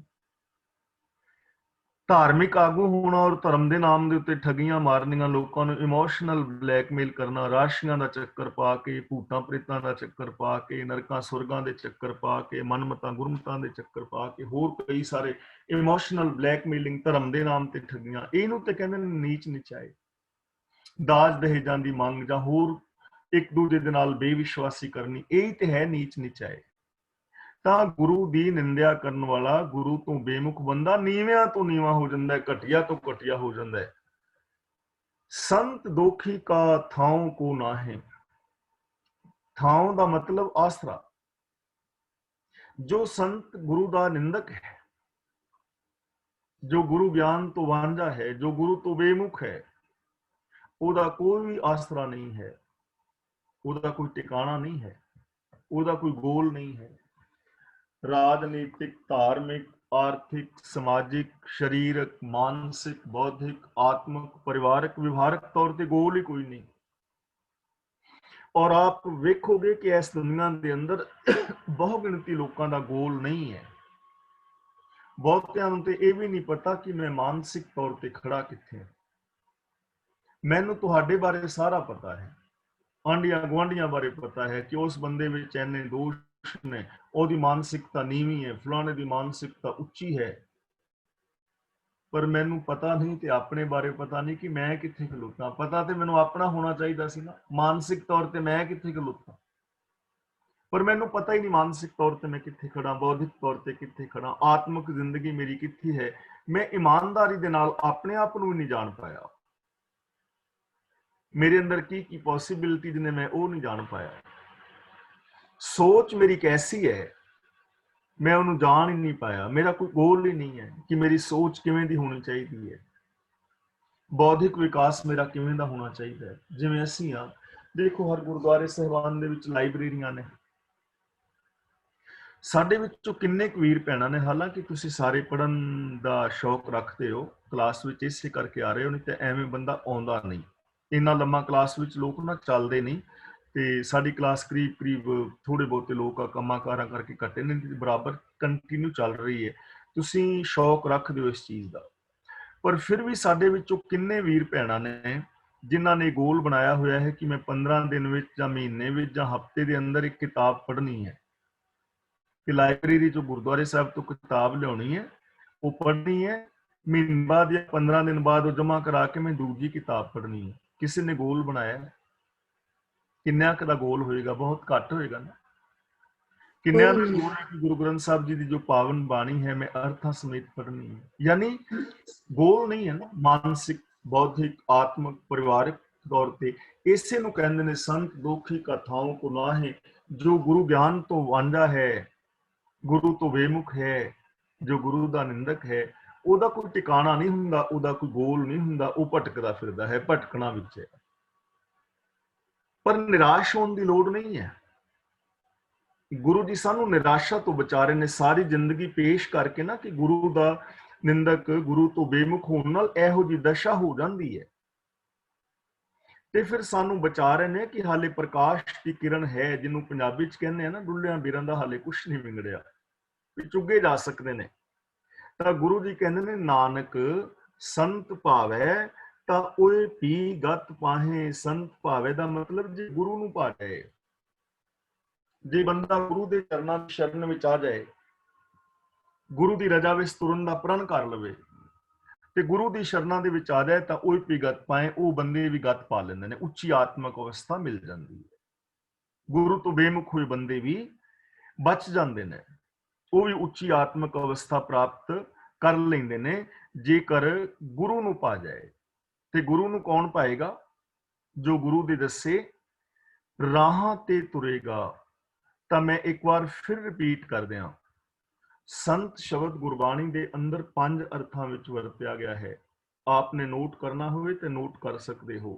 ਭਾਗ ਹੁਆ ਗੁਰ ਸੰਤ ਮਿਲਾਇਆ, ਇਸ ਪੰਕਤੀ ਦੇ ਅੰਦਰ ਸੰਤ ਦਾ ਅਰਥ ਹੈ ਰੱਬ। ਸੁਖਮਨੀ ਸਾਹਿਬ ਜੀ ਦੇ ਅੰਦਰ ਜੋ ਸ਼ਲੋਕ ਹੈ ਨਾ, ਸੰਤ ਸਰਨ ਜੋ ਜਨ ਪਰੈ, ਇੱਥੇ ਸੰਤ ਦਾ ਅਰਥ ਹੈ ਗੁਰੂ। ਸੰਤ ਤੀਜੇ ਸ਼ਬਦ ਦੇ ਵਿੱਚ ਆਇਆ ਹੈ ਕਿ ਅੰਮ੍ਰਿਤ ਦ੍ਰਿਸ਼ਟ ਪੇਖੇ ਹੋਏ ਸੰਤ, ਇੱਥੇ ਸੰਤ ਦਾ ਮਤਲਬ ਹੈ ਸ਼ਾਂਤ, ਯਾਨੀ ਵਿਕਾਰਾਂ ਦੀ ਅੱਗ ਦਾ ਬੁਝ ਜਾਣਾ। ਚੌਥਾ ਸੰਤ ਸ਼ਬਦ ਵਰਤਿਆ ਗਿਆ ਹੈ ਦਾਸ ਵਾਸਤੇ ਜਾਂ ਪਿਆਰੇ ਵਾਸਤੇ। ਸੰਤ ਪ੍ਰਹਿਲਾਦ ਕੀ ਪੈਜ ਜਿਨ ਰਾਖੀ, ਸੰਤ ਦਾ ਮਤਲਬ ਦਾਸ। ਔਰ ਸੰਤ ਸ਼ਬਦ ਸਤਸੰਗਤ ਵਾਸਤੇ ਵੀ ਵਰਤਿਆ ਗਿਆ ਹੈ। ਸੰਤ ਸੰਗ ਹਰ ਮਨ ਬਸੈ, ਇੱਥੇ ਸੰਤ ਸੰਗ ਦਾ ਮਤਲਬ ਸਤਸੰਗਤ ਹੈ। ਤਾਂ ਇਹਨਾਂ 5 ਅਰਥਾਂ ਦੇ ਅੰਦਰ ਸੰਤ ਸ਼ਬਦ ਗੁਰਬਾਣੀ ਵਿੱਚ ਵਰਤਿਆ ਗਿਆ ਹੈ। ਕਿਸੇ ਬਾਬੇ ਵਾਸਤੇ ਨਹੀਂ, ਕਿਸੇ ਚੋਲੇ ਵਾਲੇ ਵਾਸਤੇ ਨਹੀਂ, ਕਿਸੇ ਪਹਿਨਾਵੇ ਵਾਲੇ ਵਾਸਤੇ ਨਹੀਂ, ਕਿਸੇ ਪਹਿਨਾਵੇ ਦਾ ਨਾਮ ਸੰਤ ਨਹੀਂ ਹੈ। ਇਹ ਚੀਜ਼ ਪੱਕੀ ਪੱਲੇ ਬੰਨ ਲੈਣੀ ਹੈ। ਔਰ ਸੁਖਮਨੀ ਸਾਹਿਬ ਜੀ ਦੇ ਅੰਦਰ ਜੋ ਸੰਤ ਜਾਂ ਸਾਧ ਸ਼ਬਦ ਹੈ, ਉਹਦਾ ਮਤਲਬ ਹੈ ਗੁਰੂ। ਜੋ ਗੁਰੂ ਦੇ ਚਰਨਾਂ ਦੀ ਸ਼ਰਨ ਲਵੇਗਾ, ਜੋ ਗੁਰੂ ਦੇ ਦੱਸੇ ਰਾਹ ਤੇ ਤੁਰੇਗਾ, ਉਸ ਬੰਦੇ ਦਾ ਪਾਰ ਉਤਾਰਾ ਹੋਏਗਾ। ਤੇ ਜਿਹੜਾ ਗੁਰੂ ਦਾ ਨਿੰਦਕ ਹੈ, ਯਾਨੀ ਗੁਰੂ ਤੋਂ ਬੇਮੁਖ ਹੈ, ਗੁਰੂ ਤੋਂ ਉਲਟ ਜ਼ਿੰਦਗੀ ਜੀਵੇਗਾ, ਉਹ ਬੰਦਾ ਦੁੱਖਾਂ ਸੁੱਖਾਂ ਦੇ ਅੰਦਰ ਪਿਆ ਰਹੇਗਾ, ਉਹਦੀ ਜ਼ਿੰਦਗੀ ਨਰਕ ਬਣ ਜਾਏਗੀ। ਇਸ ਲਈ ਜੇ ਅਸੀਂ ਵੀ ਚਾਹੁੰਦੇ ਹਾਂ ਕਿ ਸਾਡਾ ਪਾਰ ਉਤਾਰਾ ਹੋਏ, ਅਸੀਂ ਵਿਕਾਰਾਂ ਤੋਂ ਬਚੀਏ, ਸਾਡੀਆਂ ਹਾਰਾਂ ਜਿੱਤਾਂ ਵਿੱਚ ਬਦਲ ਜਾਣ, ਸਾਡੇ ਦੁੱਖ ਸੁੱਖਾਂ ਵਿੱਚ ਬਦਲ ਜਾਣ, ਸਾਡੀਆਂ ਚਿੰਤਾਵਾਂ ਖੁਸ਼ੀਆਂ ਵਿੱਚ ਤਬਦੀਲ ਹੋ ਜਾਣ, ਔਰ ਜੇ ਸਾਡੇ ਤੋਂ ਕੁਝ ਭੁੱਲਾਂ ਹੋਈਆਂ ਨੇ, ਅਸੀਂ ਚਾਹੁੰਦੇ ਹਾਂ ਉਹ ਸੁਧਰਨ, ਤਾਂ ਉਹਦੇ ਵਾਸਤੇ ਇੱਕੋ ਹੀ ਰਸਤਾ ਹੈ, ਅਸੀਂ ਸਾਰੇ ਆਸਰੇ ਪਰਨੇ ਛੱਡ ਕੇ ਗੁਰਮਤ ਦੇ ਧਾਰਨੀ ਬਣੀਏ, ਗੁਰਬਾਣੀ ਨੂੰ ਅਸੀਂ ਆਪ ਪੜ੍ਹੀਏ, ਗੁਰਬਾਣੀ ਦੇ ਮੀਨਿੰਗ ਸਮਝੀਏ, ਔਰ ਗੁਰਬਾਣੀ ਮੁਤਾਬਕ ਜ਼ਿੰਦਗੀ ਜੀ ਕੇ ਆਪਣੇ ਜੀਵਨ ਨੂੰ ਸਫਲ ਕਰੀਏ। ਹੋਈਆਂ ਭੁੱਲਾਂ ਦੀ ਖਿਮਾ। ਜੋ ਫੇਸਬੁੱਕ ਤੇ ਮੇਰੇ ਵੀਰ ਸਰਵਣ ਕਰ ਰਹੇ ਨੇ, ਉਹਨਾਂ ਵੀਰਾਂ ਭੈਣਾਂ ਦਾ ਵੀ ਬਹੁਤ ਬਹੁਤ ਧੰਨਵਾਦ। ਹੁਣ ਅੱਜ ਦੀ ਇਸ ਵਿਚਾਰ ਵਿੱਚ ਜੇ ਕਿਸੇ ਵੀਰ ਭੈਣ ਨੇ ਕੋਈ ਸਵਾਲ ਕਰਨਾ ਹੋਵੇ ਤਾਂ ਉਹ ਸਵਾਲ ਕਰ ਸਕਦਾ ਹੈ, ਤੇ ਜੇ ਆਪਣੇ ਤੁਸੀਂ ਵਿਊਜ਼ ਦੇਣੇ ਨੇ ਉਹ ਵਿਊਜ਼ ਦੇ ਸਕਦੇ ਹੋ। ਹੁਣ ਵੀਰ ਤਰਲੋਚਨ ਸਿੰਘ ਜੀ ਅਨਮਿਊਟ ਹੋ ਗਏ ਨੇ, ਅਗਲੀ ਕਾਰਵਾਈ ਉਹ ਕਰਨਗੇ। ਵਾਹਿਗੁਰੂ ਜੀ ਕਾ ਖਾਲਸਾ, ਵਾਹਿਗੁਰੂ ਜੀ ਕੀ ਫਤਿਹ। ਵਾਹਿਗੁਰੂ ਜੀ ਕਾ ਖਾਲਸਾ, ਵਾਹਿਗੁਰੂ ਜੀ ਕੀ ਫਤਿਹ। ਬਹੁਤ ਬਹੁਤ ਧੰਨਵਾਦ ਗਿਆਨੀ ਜੀ। ਅੱਜ ਦੀ ਕਥਾ ਆਪ ਸਾਰਿਆਂ ਨੇ ਸੁਣ ਲਈ ਹੈ ਜੀ, ਤੇ ਮੇਰੇ ਕਹਿਣ ਤੋਂ ਬਿਨਾਂ ਹੀ 3-4 ਜਣੇ ਅਨਮਿਊਟ ਹੋ ਗਏ। ਬਹੁਤ ਬਹੁਤ ਧੰਨਵਾਦ, ਮੇਰੇ ਕਹਿਣ ਤੋਂ ਬਿਨਾਂ ਹੀ ਹੋ ਗਏ ਤੁਸੀਂ ਵੀ। ਤੇ ਇਹ ਅਸੀਂ ਕਹਿੰਦੇ ਹੁੰਦੇ ਆ ਕਿ ਜੋ ਤੁਸੀਂ ਆਪਣੇ ਕੋਈ ਕੁਐਸਚਨ ਪੁੱਛਣਾ ਹੋਵੇ, ਵਿਚਾਰ ਦੇਣੇ ਹੋਣ, ਤਾਂ ਤੁਸੀਂ ਨਾਲ ਹੀ ਅਨਮਿਊਟ ਹੋ ਜਾਇਆ ਕਰੋ ਤਾਂ ਕਿ ਆਪ ਹੀ ਕੁਐਸਚਨ ਕਰ ਸਕੋ। ਤੇ ਸਭ ਤੋਂ ਪਹਿਲਾਂ ਕੁਲਦੀਪ ਕੌਰ ਜੀ ਆ, ਤੇ ਉਹਦੇ ਬਾਅਦ 'ਚ ਜਸਵੀਰ ਕੌਰ ਸੇਖੋਂ ਤੇ ਗੁਰਚਰਨ ਸਿੰਘ ਢੇਸੀ ਵਗੈਰਾ। ਮੈਂ ਆਉਣਾ ਜੀ ਤੁਹਾਡੇ ਸਾਰਿਆਂ ਕੋਲ। ਤੇ ਕੁਲਦੀਪ ਕੌਰ ਜੀ ਪਹਿਲਾਂ। ਗਿਆਨੀ ਜੀ। ਹਾਂਜੀ ਭੈਣ ਜੀ। ਉਹ ਨਾਂ ਦੱਸਿਓ ਜਿਨ੍ਹਾਂ ਨੂੰ ਸੰਤ ਦੀ ਪਦਵੀ ਦਿੱਤੀ ਹੈ। ਸੰਤ ਦੀ ਪਦਵੀ ਦਿੱਤੀ ਸੀ ਸੰਤ ਅਤਰ ਸਿੰਘ ਮਸਤੂਆਣੇ ਵਾਲਿਆਂ ਨੂੰ। ਅਤਰ ਸਿੰਘ। ਹਾਂਜੀ, ਸਭ ਤੋਂ ਪਹਿਲਾ ਸੰਤ ਸ਼ਬਦ ਉਹਨਾਂ ਦੇ ਨਾਲ ਲੱਗਾ। ਅੱਛਾ, ਅਤਰ ਸਿੰਘ ਕਿੱਥੋਂ ਵਾਲੇ? ਮਸਤੂਆਣੇ ਵਾਲੇ। ਮਸਤਵਾਨ। ਮਸਤਵਾਨ, ਓਕੇ, ਥੈਂਕ ਯੂ। ਮਸਤੂਆਣਾ। ਮੰਮਾ ਸੱਸਾ ਤੱਤੇ ਨੂੰ ਦੁਲੇਂਕੜਾ, ਐੜੇ ਕੰਨਾ ਨਾਣੇ ਨਾਲ ਕੰਨਾ, ਮਸਤੂਆਣਾ। ਓ ਆਈ ਸੀ, ਓਕੇ ਓਕੇ, ਠੀਕ ਹੈ ਜੀ, ਥੈਂਕ ਯੂ। ਤੇ ਜਸਵੀਰ ਕੌਰ ਜੀ ਸੇਖੋਂ। ਹਾਂਜੀ, ਵਾਹਿਗੁਰੂ ਜੀ ਕਾ ਖਾਲਸਾ, ਵਾਹਿਗੁਰੂ ਜੀ ਕੀ ਫਤਿਹ। ਫਤਿਹ ਜੀ। ਗਿਆਨੀ ਜੀ, ਮੈਂ ਇਹ ਪੁੱਛਣਾ ਚਾਹੁੰਦੀ ਹਾਂ, ਜਦੋਂ ਹਰਿਮੰਦਰ ਸਾਹਿਬ ਚੋਂ ਵਾਕ ਲਿਆ ਜਾਂਦਾ ਆ, ਵਿੱਚ ਪੌੜੀ ਆਉਂਦੀ ਆ ਤੇ ਸ਼ਲੋਕ ਮਹੱਲਾ, ਤੇ ਮਤਲਬ ਕਿ ਇਹਨਾਂ ਨੂੰ ਕਿਸ ਤਰ੍ਹਾਂ ਵਿਚਾਰ ਸਕਦੇ ਆ? ਜਦੋਂ ਆਸਾ ਜੀ ਦੀ ਆਵਾਜ਼ ਦੇ ਵਿੱਚ ਤਾਂ ਸਾਨੂੰ ਪਤਾ ਲੱਗਾ ਸੀ ਵੀ ਜਿਹੜੀਆਂ ਪੌੜੀਆਂ ਆ ਗੁਰੂ ਨਾਨਕ ਦੇਵ ਜੀ ਮਹਾਰਾਜ ਦੀਆਂ ਲਿਖੀਆਂ ਹੋਈਆਂ ਹਨ।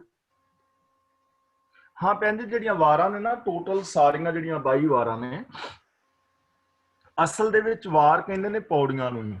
ਵਾਰਾਂ ਦੇ ਵਿੱਚ ਪਹਿਲਾਂ ਸਿਰਫ ਪੌੜੀਆਂ ਹੀ ਸਨ। ਹਾਂਜੀ। ਸ਼ਲੋਕ ਵੱਖਰੇ ਸਨ। ਹਾਂਜੀ। ਜਦੋਂ ਗੁਰੂ ਅਰਜਨ ਪਾਤਸ਼ਾਹ ਜੀ ਨੇ ਗੁਰੂ ਗ੍ਰੰਥ ਸਾਹਿਬ ਜੀ ਦਾ ਸਰੂਪ ਤਿਆਰ ਕੀਤਾ ਤਾਂ ਉਦੋਂ ਜਿਹੜੇ ਪੌੜੀਆਂ ਨੇ ਉਹਨਾਂ ਦੇ ਨਾਲ ਜਿਹੜੇ ਅਰਥ ਭਾਵ ਮਿਲਦੇ ਸ਼ਲੋਕ ਸਨ, ਉਹ ਵੀ ਗੁਰੂ ਅਰਜਨ ਦੇਵ ਜੀ ਨੇ ਪੌੜੀਆਂ ਦੇ ਨਾਲ ਲਗਾ ਦਿੱਤੇ ਸਨ।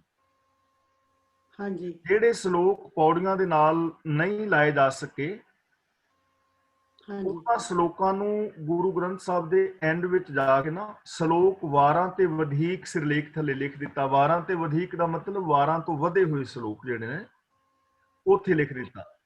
ਤਾਂ ਪੌੜੀ ਜਿਹੜੀ ਹੈ, ਵਾਰ ਜਿਹੜੀ ਹੈ, ਉਹ ਜਿਸ ਗੁਰੂ ਸਾਹਿਬ ਦੀ ਹੋਏਗੀ ਨਾ, ਜਿਵੇਂ ਸੋਰਠ ਕੀ ਵਾਰ ਮਹਿਲਾ ਚੌਥਾ, ਤਾਂ ਪੌੜੀਆਂ ਚੌਥੇ ਪਾਤਸ਼ਾਹ ਦੀਆਂ ਹੋਣਗੀਆਂ। ਹਾਂਜੀ।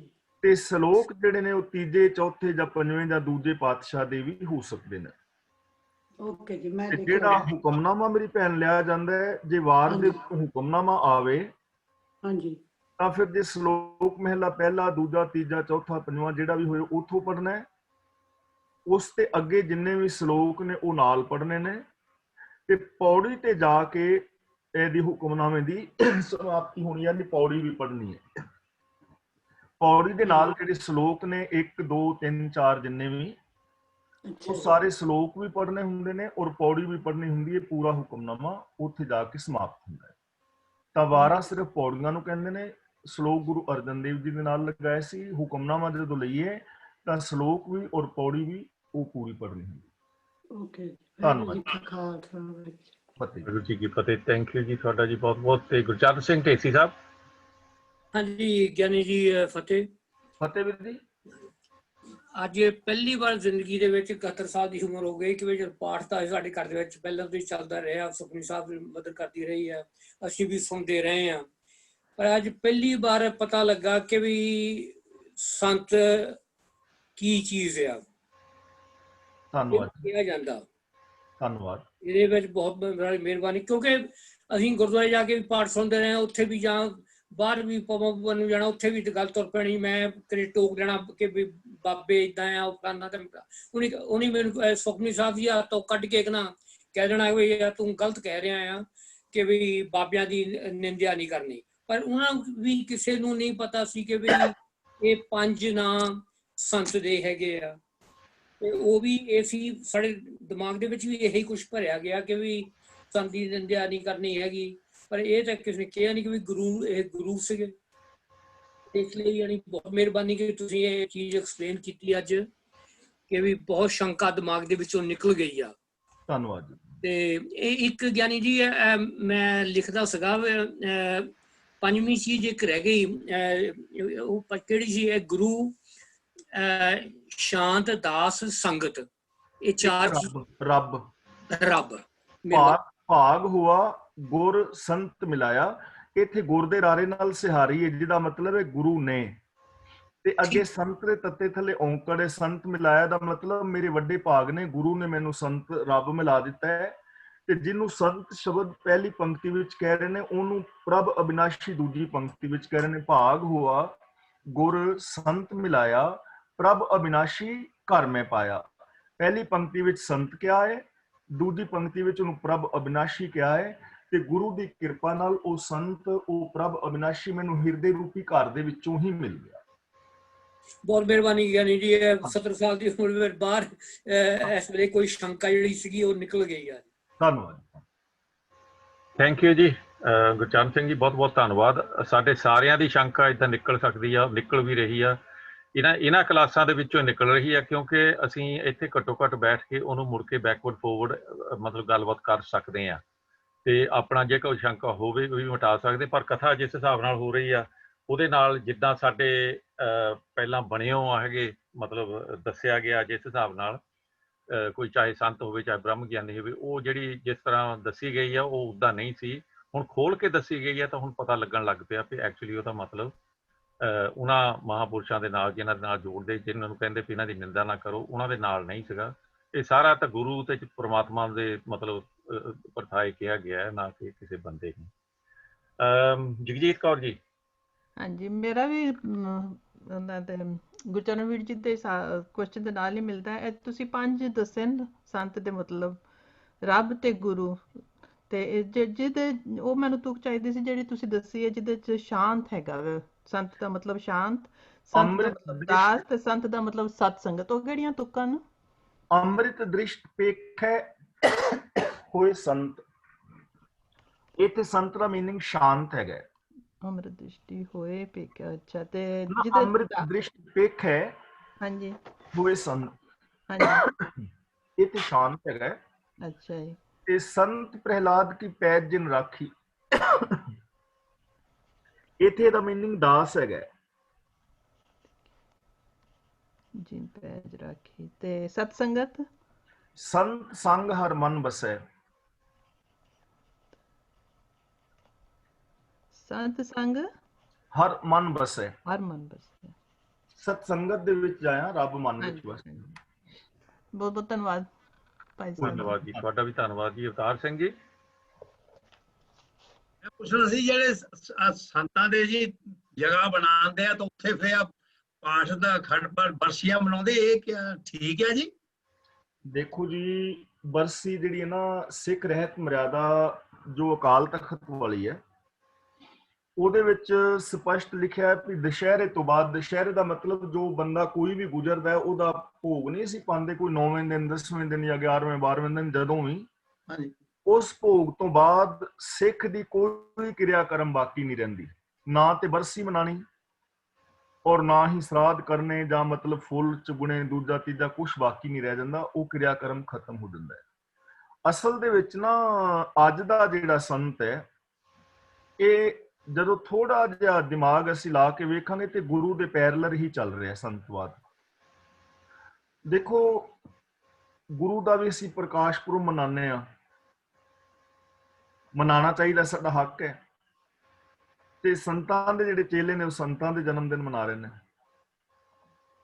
ਅਸੀਂ ਗੁਰੂ ਦੇ ਜੋਤੀ ਜੋਤ ਦਿਵਸ ਮਨਾਉਂਦੇ ਹਾਂ ਤੇ ਉਹਦੀ ਜਗ੍ਹਾ ਤੇ ਇਹ ਬਰਸੀਆਂ ਮਨਾ ਰਹੇ ਨੇ।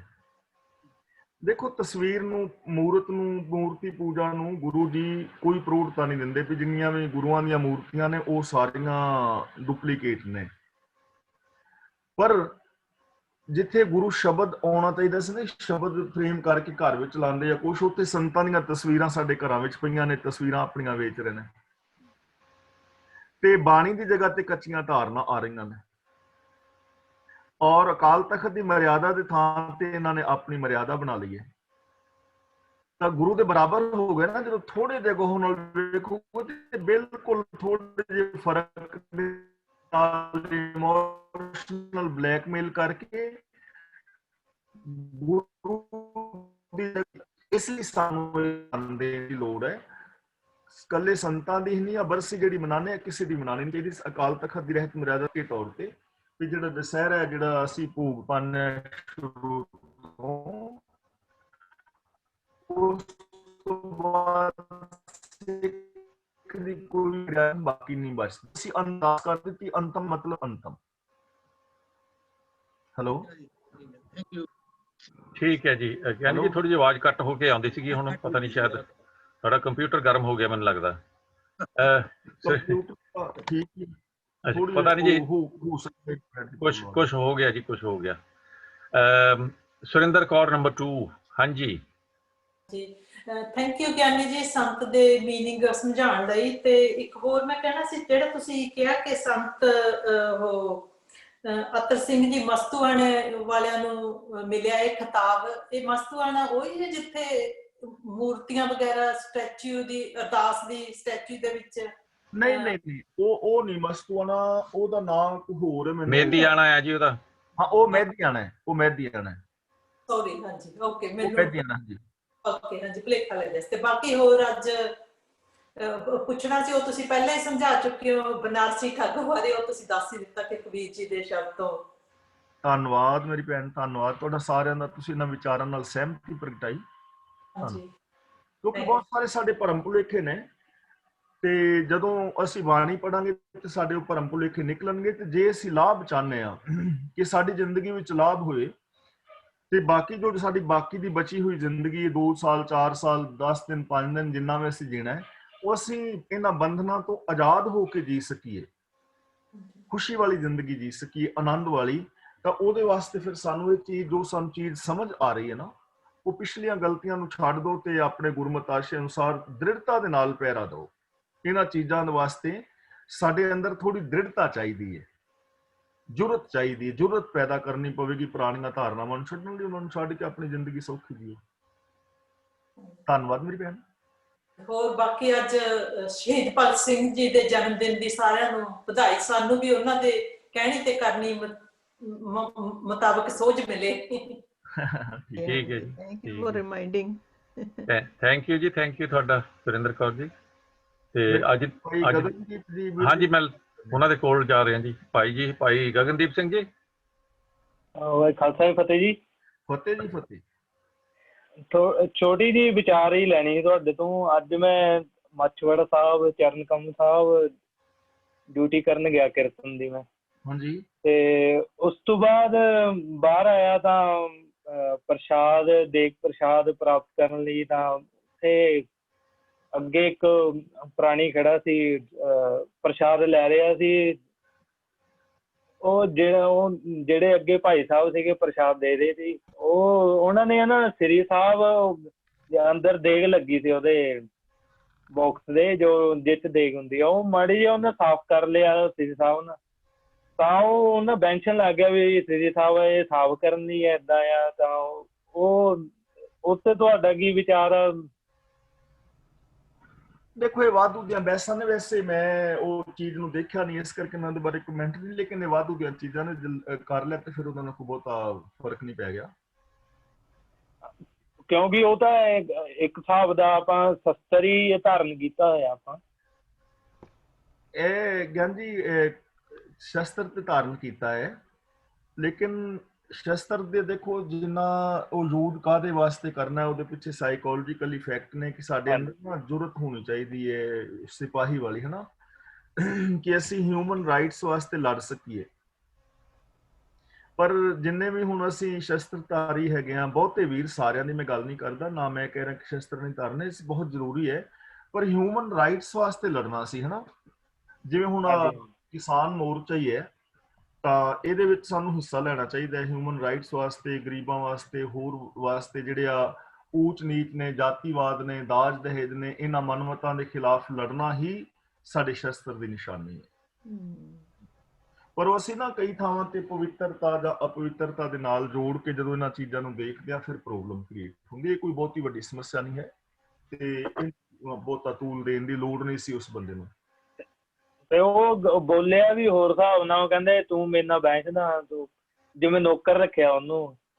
ਆਓ ਮੈਨੂੰ ਬੜਾ ਉਹ ਫੀਲ ਜਿਹਾ ਹੋਇਆ ਵੀ ਏਦਾਂ ਨਹੀਂ ਗੱਲ ਕਰਨੀ ਚਾਹੀਦੀ, ਪਿਆਰ ਨਾਲ ਕਹੋ ਵੀ ਭਾਈ ਸਾਹਿਬ ਜੀ ਏਦਾਂ ਨਾ ਕਰੋ। ਉਹ ਅਸਲ 'ਚ ਨਾ ਬੇਟੇ ਗੱਲ ਇਹੋ ਜਿਹੀ ਹੈ ਕਿ ਜਿਹੜਾ ਆਪਣਾ ਧਰਮ ਹੈ ਨਾ, ਧਰਮ ਸਾਨੂੰ ਦੇਖੋ 6 ਗੱਲਾਂ ਆਪਾਂ ਕਈ ਵਾਰੀ ਰਿਪੀਟ ਕੀਤੀਆਂ ਨੇ ਕਿ ਜ਼ਬਾਨ ਦੇ ਨਾਲ ਅਸੀਂ ਬੋਲਣਾ ਕੀ ਹੈ ਔਰ ਕਿਵੇਂ ਬੋਲਣਾ ਹੈ। ਹੁਣ ਸਾਰੀ ਜ਼ਿੰਦਗੀ 2-2.5 ਸਾਲ ਦਾ ਬੱਚਾ ਬੋਲਣਾ ਸ਼ੁਰੂ ਕਰ ਦਿੰਦਾ, ਪਰ ਕਿਵੇਂ ਬੋਲਣਾ ਸਾਰੀ ਜ਼ਿੰਦਗੀ ਬੋਲਣ ਦਾ ਨਹੀਂ ਪਤਾ ਲੱਗਦਾ ਨਾ, ਜ਼ਬਾਨ ਹੀ ਹੈ। ਅਸੀਂ ਵੇਖਣਾ ਕੀ ਹੈ, ਸੁਣਨਾ ਕੀ ਹੈ, ਤਾਂ ਇਹਨਾਂ ਚੀਜ਼ਾਂ ਵੱਲ ਧਿਆਨ ਦੇਣ ਦੀ ਬੇਸਿਕ ਚੀਜ਼ਾਂ ਨੇ। ਤੇ ਆਮ ਬੰਦਾ ਜਿਹੜਾ ਇਹਨਾਂ ਬੇਸਿਕ ਚੀਜ਼ਾਂ ਨੂੰ ਹੀ ਨਹੀਂ ਅਪਣਾ ਸਕਿਆ ਤੇ ਉਤਲੀ ਉਹਦੀ ਜ਼ਿੰਦਗੀ ਧਰਮੀ ਨਹੀਂ ਹੋ ਪਾਏਗੀ। ਇਸ ਲਈ ਇਹੋ ਹੀ ਧਰਮ ਹੈ ਕਿ ਅਸੀਂ ਮਿੱਠਾ ਬੋਲੀਏ ਪਿਆਰ ਦੇ ਨਾਲ। ਜੇ ਕੋਈ ਗਲਤੀ ਕਰ ਰਿਹਾ ਤਾਂ ਉਹਨੂੰ ਪਿਆਰ ਨਾਲ ਸਮਝਾ ਦਿਓ। ਜਿਵੇਂ ਬਾਈ ਦੀਵੇ ਹੁਣ ਅਸੀਂ ਵੇਖਦੇ ਨਾ, ਕਈ ਵਾਰ ਕੋਈ ਇੱਕ ਐਸਾ ਬੰਦਾ ਹੈ ਜਿਹਨੇ ਕੇਸ ਵਗੈਰਾ ਕਟਾਏ ਨੇ, ਮੋਨਾ ਬੰਦਾ, ਮੰਨ ਲਓ ਹਿੰਦੂ ਹੈ ਜਾਂ ਹੋਰ ਕਿਸੇ ਧਰਮ ਚੋਂ ਹੈ, ਉਹ ਕਈ ਵਾਰ ਗੁਰਦੁਆਰੇ ਸਾਹਿਬ ਨੰਗੇ ਸਿਰ ਚਲਾ ਗਿਆ। ਨਹੀਂ ਜਾਣਾ ਚਾਹੀਦਾ, ਪਰ ਅਸੀਂ ਉਹਨੂੰ ਟੁੱਟ ਕੇ ਪੈਨੇ ਆ। ਸਹੀ ਗੱਲ।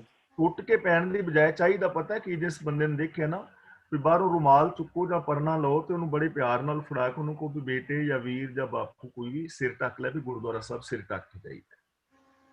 ਐਵੇਂ ਵੀ ਅਸੀਂ ਪੇਸ਼ ਆ ਸਕਦੇ ਹਾਂ।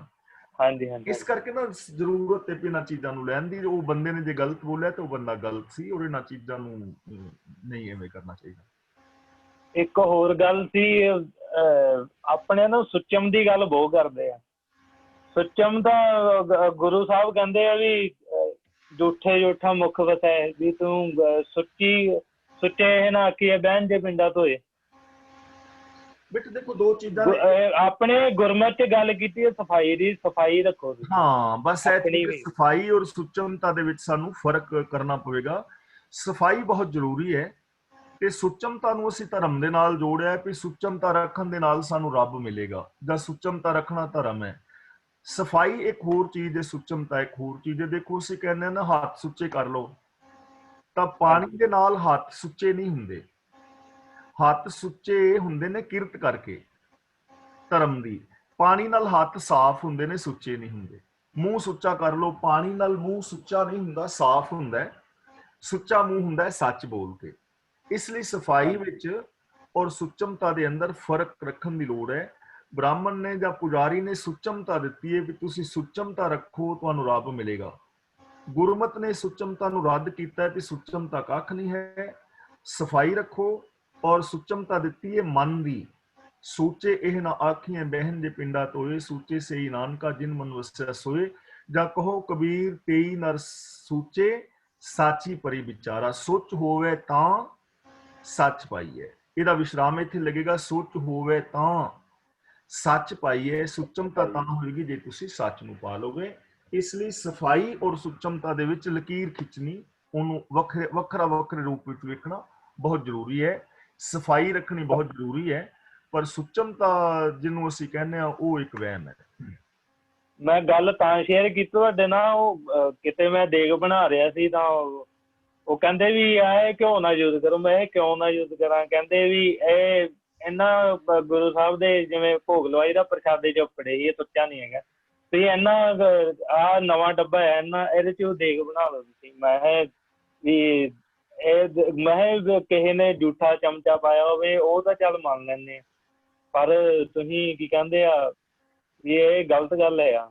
ਮੈਂ ਦੇਗ ਮੈਂ ਉਹਦੀ ਬਣਾਈ, ਮੈਂ ਉੱਥੇ ਉਹਨਾਂ ਨਾਲ ਸਮਝਾਇਆ ਵੀ ਉਹਨਾਂ ਨੂੰ। ਹਾਂ ਪਿਆਰ ਨਾਲ ਸਮਝਾਇਆ, ਕਿਤੇ ਡਿਊਟੀ ਨਾ ਗਵਾ ਲੈ ਜੇ ਲੜ ਕੇ। ਨਹੀਂ ਪਿਆਰ ਨਾਲ ਸਮਝਾਇਆ। ਪੰਕਤੀ ਦੀ ਉਦਾਹਰਨ ਦੇ ਕੇ ਮੈਂ ਸਮਝਾਇਆ ਵੀ ਮਹਾਰਾਜ ਤਾਂ ਏਦਾਂ ਕਹਿੰਦੇ ਆ। ਆਪਣੇ ਸੁੱਚਮ ਦੀ ਗੱਲ ਨਹੀਂ, ਸੁੱਚਮ ਹੋਰ ਚੀਜ਼ ਹੈ ਤੇ ਸਫਾਈ ਦੀ ਗੱਲ ਹੈ। ਸਫਾਈ ਦੀ ਬਿਲਕੁਲ ਸਫਾਈ ਹੋਰ ਚੀਜ਼। ਬਿਲਕੁਲ ਤੁਸੀਂ ਠੀਕ ਕਰਿਓ, ਧੰਨਵਾਦ ਤੁਹਾਡਾ। ਇਹ ਵਹਿਮਾਂ ਭਰਮਾਂ ਦੀ ਗੱਲ ਹੈ ਜੀ, ਹੋਰ ਤਾਂ ਕੁਝ ਵੀ ਨਹੀਂ ਹੈਗੀ। ਇਹਨਾਂ ਦੇ ਨਾਲ ਹੋਣਾ ਤਾਂ ਕੱਖ ਵੀ ਨਹੀਂ ਹੈਗਾ। ਸਾਡੇ ਦਿਮਾਗ ਦੇ ਵਿੱਚ ਪਾਈਆਂ ਇਹ ਗੱਲਾਂ, ਠੀਕ ਹੈ ਜੀ, ਚੰਗਾ ਹੋ ਗਿਆ ਚੱਕ ਹੋ ਗਈਆਂ। ਇਹ ਚੱਕ ਹੋਈ ਜਾਂਦੀਆਂ ਐਕਚੁਅਲੀ। ਤੇ ਇਹ ਤਾਂ ਜਿੱਦਾਂ ਆਪਾਂ ਸਮਝਾਂਗੇ, ਉਹਨੂੰ ਵਰਤਾਂਗੇ, ਅਪਲਾਈ ਕਰਾਂਗੇ, ਫੇਰ ਹੀ ਚੱਕ ਹੋਣੀਆਂ। ਹਾਂਜੀ ਠੀਕ ਹੈ ਜੀ, ਧੰਨਵਾਦ। ਹੋਰ ਤਾਂ ਕੋਈ ਅਨਮਿਊਟ ਨਹੀਂ ਜੀ ਹੈਗਾ। ਧੰਨਵਾਦ ਸਾਰਿਆਂ ਦਾ ਜੀ। ਅੱਜ ਬਹੁਤ ਖੁਸ਼ੀ ਹੋਈ ਇਸ ਚੀਜ਼ ਦੀ ਵੀ ਮੇਰੇ ਕਹਿਣ ਤੋਂ ਬਿਨਾਂ ਤੁਸੀਂ ਅਨਮਿਊਟ ਹੋ ਗਏ। ਉਹਦਾ ਇੱਕ ਰੀਜ਼ਨ ਇਹ ਵੀ ਸੀਗਾ ਵੀ ਅੱਜ ਦੀ ਜਿਹੜੀ ਸ਼ਲੋਕ ਸੀਗਾ, ਜਿਹੜੀ ਅਸ਼ਟਪਦੀ ਹੈ, ਉਹਦੇ ਵਿੱਚ ਕੁਐਸਚਨ ਉੱਠਣੇ ਹੀ ਸੀਗੇ, ਕਿਉਂਕਿ ਜਿਹੜਾ ਸੰਤ ਦਾ ਜਿਹੜਾ ਸੀਗਾ ਸਬਜੈਕਟ, ਉਹ ਸਾਡੇ ਤੇ ਕਿੱਦਾਂ ਪੇਸ਼ ਕੀਤਾ ਗਿਆ ਹੈ ਤੇ ਕਿੱਦਾਂ ਐਕਚੁਅਲੀ ਉਹ ਸੀਗਾ, ਉਹਨੂੰ ਤੁਸੀਂ ਐਕਸਪਲੇਨ ਕੀਤਾ। ਇਸ ਕਰਕੇ ਸਾਰਿਆਂ ਦੇ ਜਿਹੜੇ ਸ਼ੰਕੇ ਆ ਉਹ ਆਉਣੇ ਸੁਭਾਵਿਕ ਹੀ ਆ ਜੀ। ਤੇ ਇਸ ਕਰਕੇ ਬਹੁਤ ਵਧੀਆ ਹੋਇਆ ਜੀ। ਤੇ ਇਸੇ ਤਰ੍ਹਾਂ ਅੱਗੇ ਨੂੰ ਵੀ ਇਦਾਂ ਹੀ ਕਰਿਆ ਕਰੋ, ਆਪਣੇ ਕੁਐਸਚਨ ਰੈਡੀ ਰੱਖਿਆ ਕਰੋ ਤੇ ਤਾਂ ਕਿ ਅਸੀਂ ਗਾਹਾਂ ਉਹਦਾ ਪ੍ਰੋਸੀਡ ਕਰ ਸਕੀਏ। ਧੰਨਵਾਦ ਜੀ ਸਾਰਿਆਂ ਦਾ। ਗਿਆਨੀ ਜੀ ਤੁਹਾਡਾ ਵੀ ਬਹੁਤ ਬਹੁਤ ਧੰਨਵਾਦ। ਤੁਹਾਨੂੰ ਮੈਨੂੰ ਲੱਗਦਾ ਖੰਘ ਆ ਰਹੀ ਹੈ, ਸ਼ਾਇਦ ਪੀਜ਼ਾ ਪੂਜ਼ਾ ਨਾ ਖਾਧਾ ਹੋਵੇ ਅੱਜ, ਤੇ ਪਾਣੀ ਧਾਣੀ ਪੀਓ ਜਾ ਕੇ। ਅੱਜ ਦੀ ਵੀਰ ਜੀ ਤਰਲੋਚਨ ਸਿੰਘ ਜੀ ਦੀ ਕਿਰਪਾ ਕਰਕੇ ਪੀਜ਼ਾ ਖਾਣ ਨੂੰ ਮਿਲ ਗਿਆ ਅੱਜ। ਕਿਰਪਾ ਜੀ ਗਿਆਨੀ ਜੀ ਉਹਨਾਂ ਦੀ, ਸਾਡੇ ਤੇ ਵੀ ਪਹਿਲਾਂ ਹੀ ਹੋ ਗਈ, ਅਰਲੀ ਹੋ ਗਈ ਜਰਾ। ਤੇ ਇਹਨਾਂ ਨੇ ਤੇ ਖਾਧਾ ਵੀ ਥੋੜਾ ਤੇ ਇੱਕ ਤੇ ਮੈਂ ਤੇ ਕੱਲਾ ਪੂਰਾ ਪੀਜ਼ਾ ਮੈਂ ਕੱਲਾ ਹੀ ਖਾ ਗਿਆ। ਥੈਂਕ ਯੂ ਜੀ ਤੁਹਾਡਾ ਗਿਆਨੀ ਜੀ, ਧੰਨਵਾਦ ਬਹੁਤ ਬਹੁਤ। ਹੁਣ ਤੁਸੀਂ ਗਰਮ ਪਾਣੀ ਪੀਓ ਤਾਂ ਕਿ ਚੀਜ਼ ਹੋਵੇ ਥੱਲੇ ਥੋੜਾ ਜਿਹਾ। ਤੇ ਮੈਨੂੰ ਲੱਗਦਾ ਕੰਪਿਊਟਰ ਵੀ ਤੁਹਾਡਾ ਕੋਲੇ ਹੀ ਪਿਆ ਸੀਗਾ, ਵੀ ਉਹਨੂੰ ਵੀ ਥੋੜੀ ਜਿਹੀ ਖੰਘ ਹੋਈ ਸੀਗੀ, ਤਦੇ ਥੋੜੀ ਜਿਹੀ ਗੱਲਬਾਤ ਅੱਗੇ ਪਿੱਛੇ ਹੋ ਰਹੀ ਸੀ। ਕੰਪਿਊਟਰ ਭਾਈ ਸਾਹਿਬ ਹੁਣ ਮੈਂ ਤੁਹਾਡੇ ਕਰਕੇ ਨਾ ਕੰਪਿਊਟਰ ਦਾ ਅਲਾਮਾ ਲਾਤਾ, ਮੈਨੂੰ ਕੱਲ ਤੱਕ ਸ਼ਾਇਦ ਮਿਲ ਜਾਵੇ ਕੰਪਿਊਟਰ। ਥੈਂਕ ਯੂ ਜੀ, ਥੈਂਕ ਯੂ ਜੀ, ਤੁਹਾਡਾ ਬਹੁਤ ਬਹੁਤ ਸਾਰਿਆਂ ਦਾ ਬਹੁਤ ਬਹੁਤ ਧੰਨਵਾਦ। ਤੇ ਆਪਾਂ ਇੱਥੇ ਸਮਾਪਤੀ ਕਰਦੇ ਹਾਂ, ਤਾਂ ਕੱਲ ਨੂੰ 1 ਵਜੇ ਫੇਰ ਮੁੜ ਕੇ ਆਵਾਂਗੇ ਇਸੇ ਤਰ੍ਹਾਂ। ਤੇ ਉਤਾਂ ਹੀ ਛੁੱਟੀਆਂ ਲਈਏ ਜੀ। ਬੁਲਾਓ ਫਤਿਹ। ਵਾਹਿਗੁਰੂ ਜੀ ਕਾ ਖਾਲਸਾ, ਵਾਹਿਗੁਰੂ ਜੀ ਕੀ ਫਤਿਹ।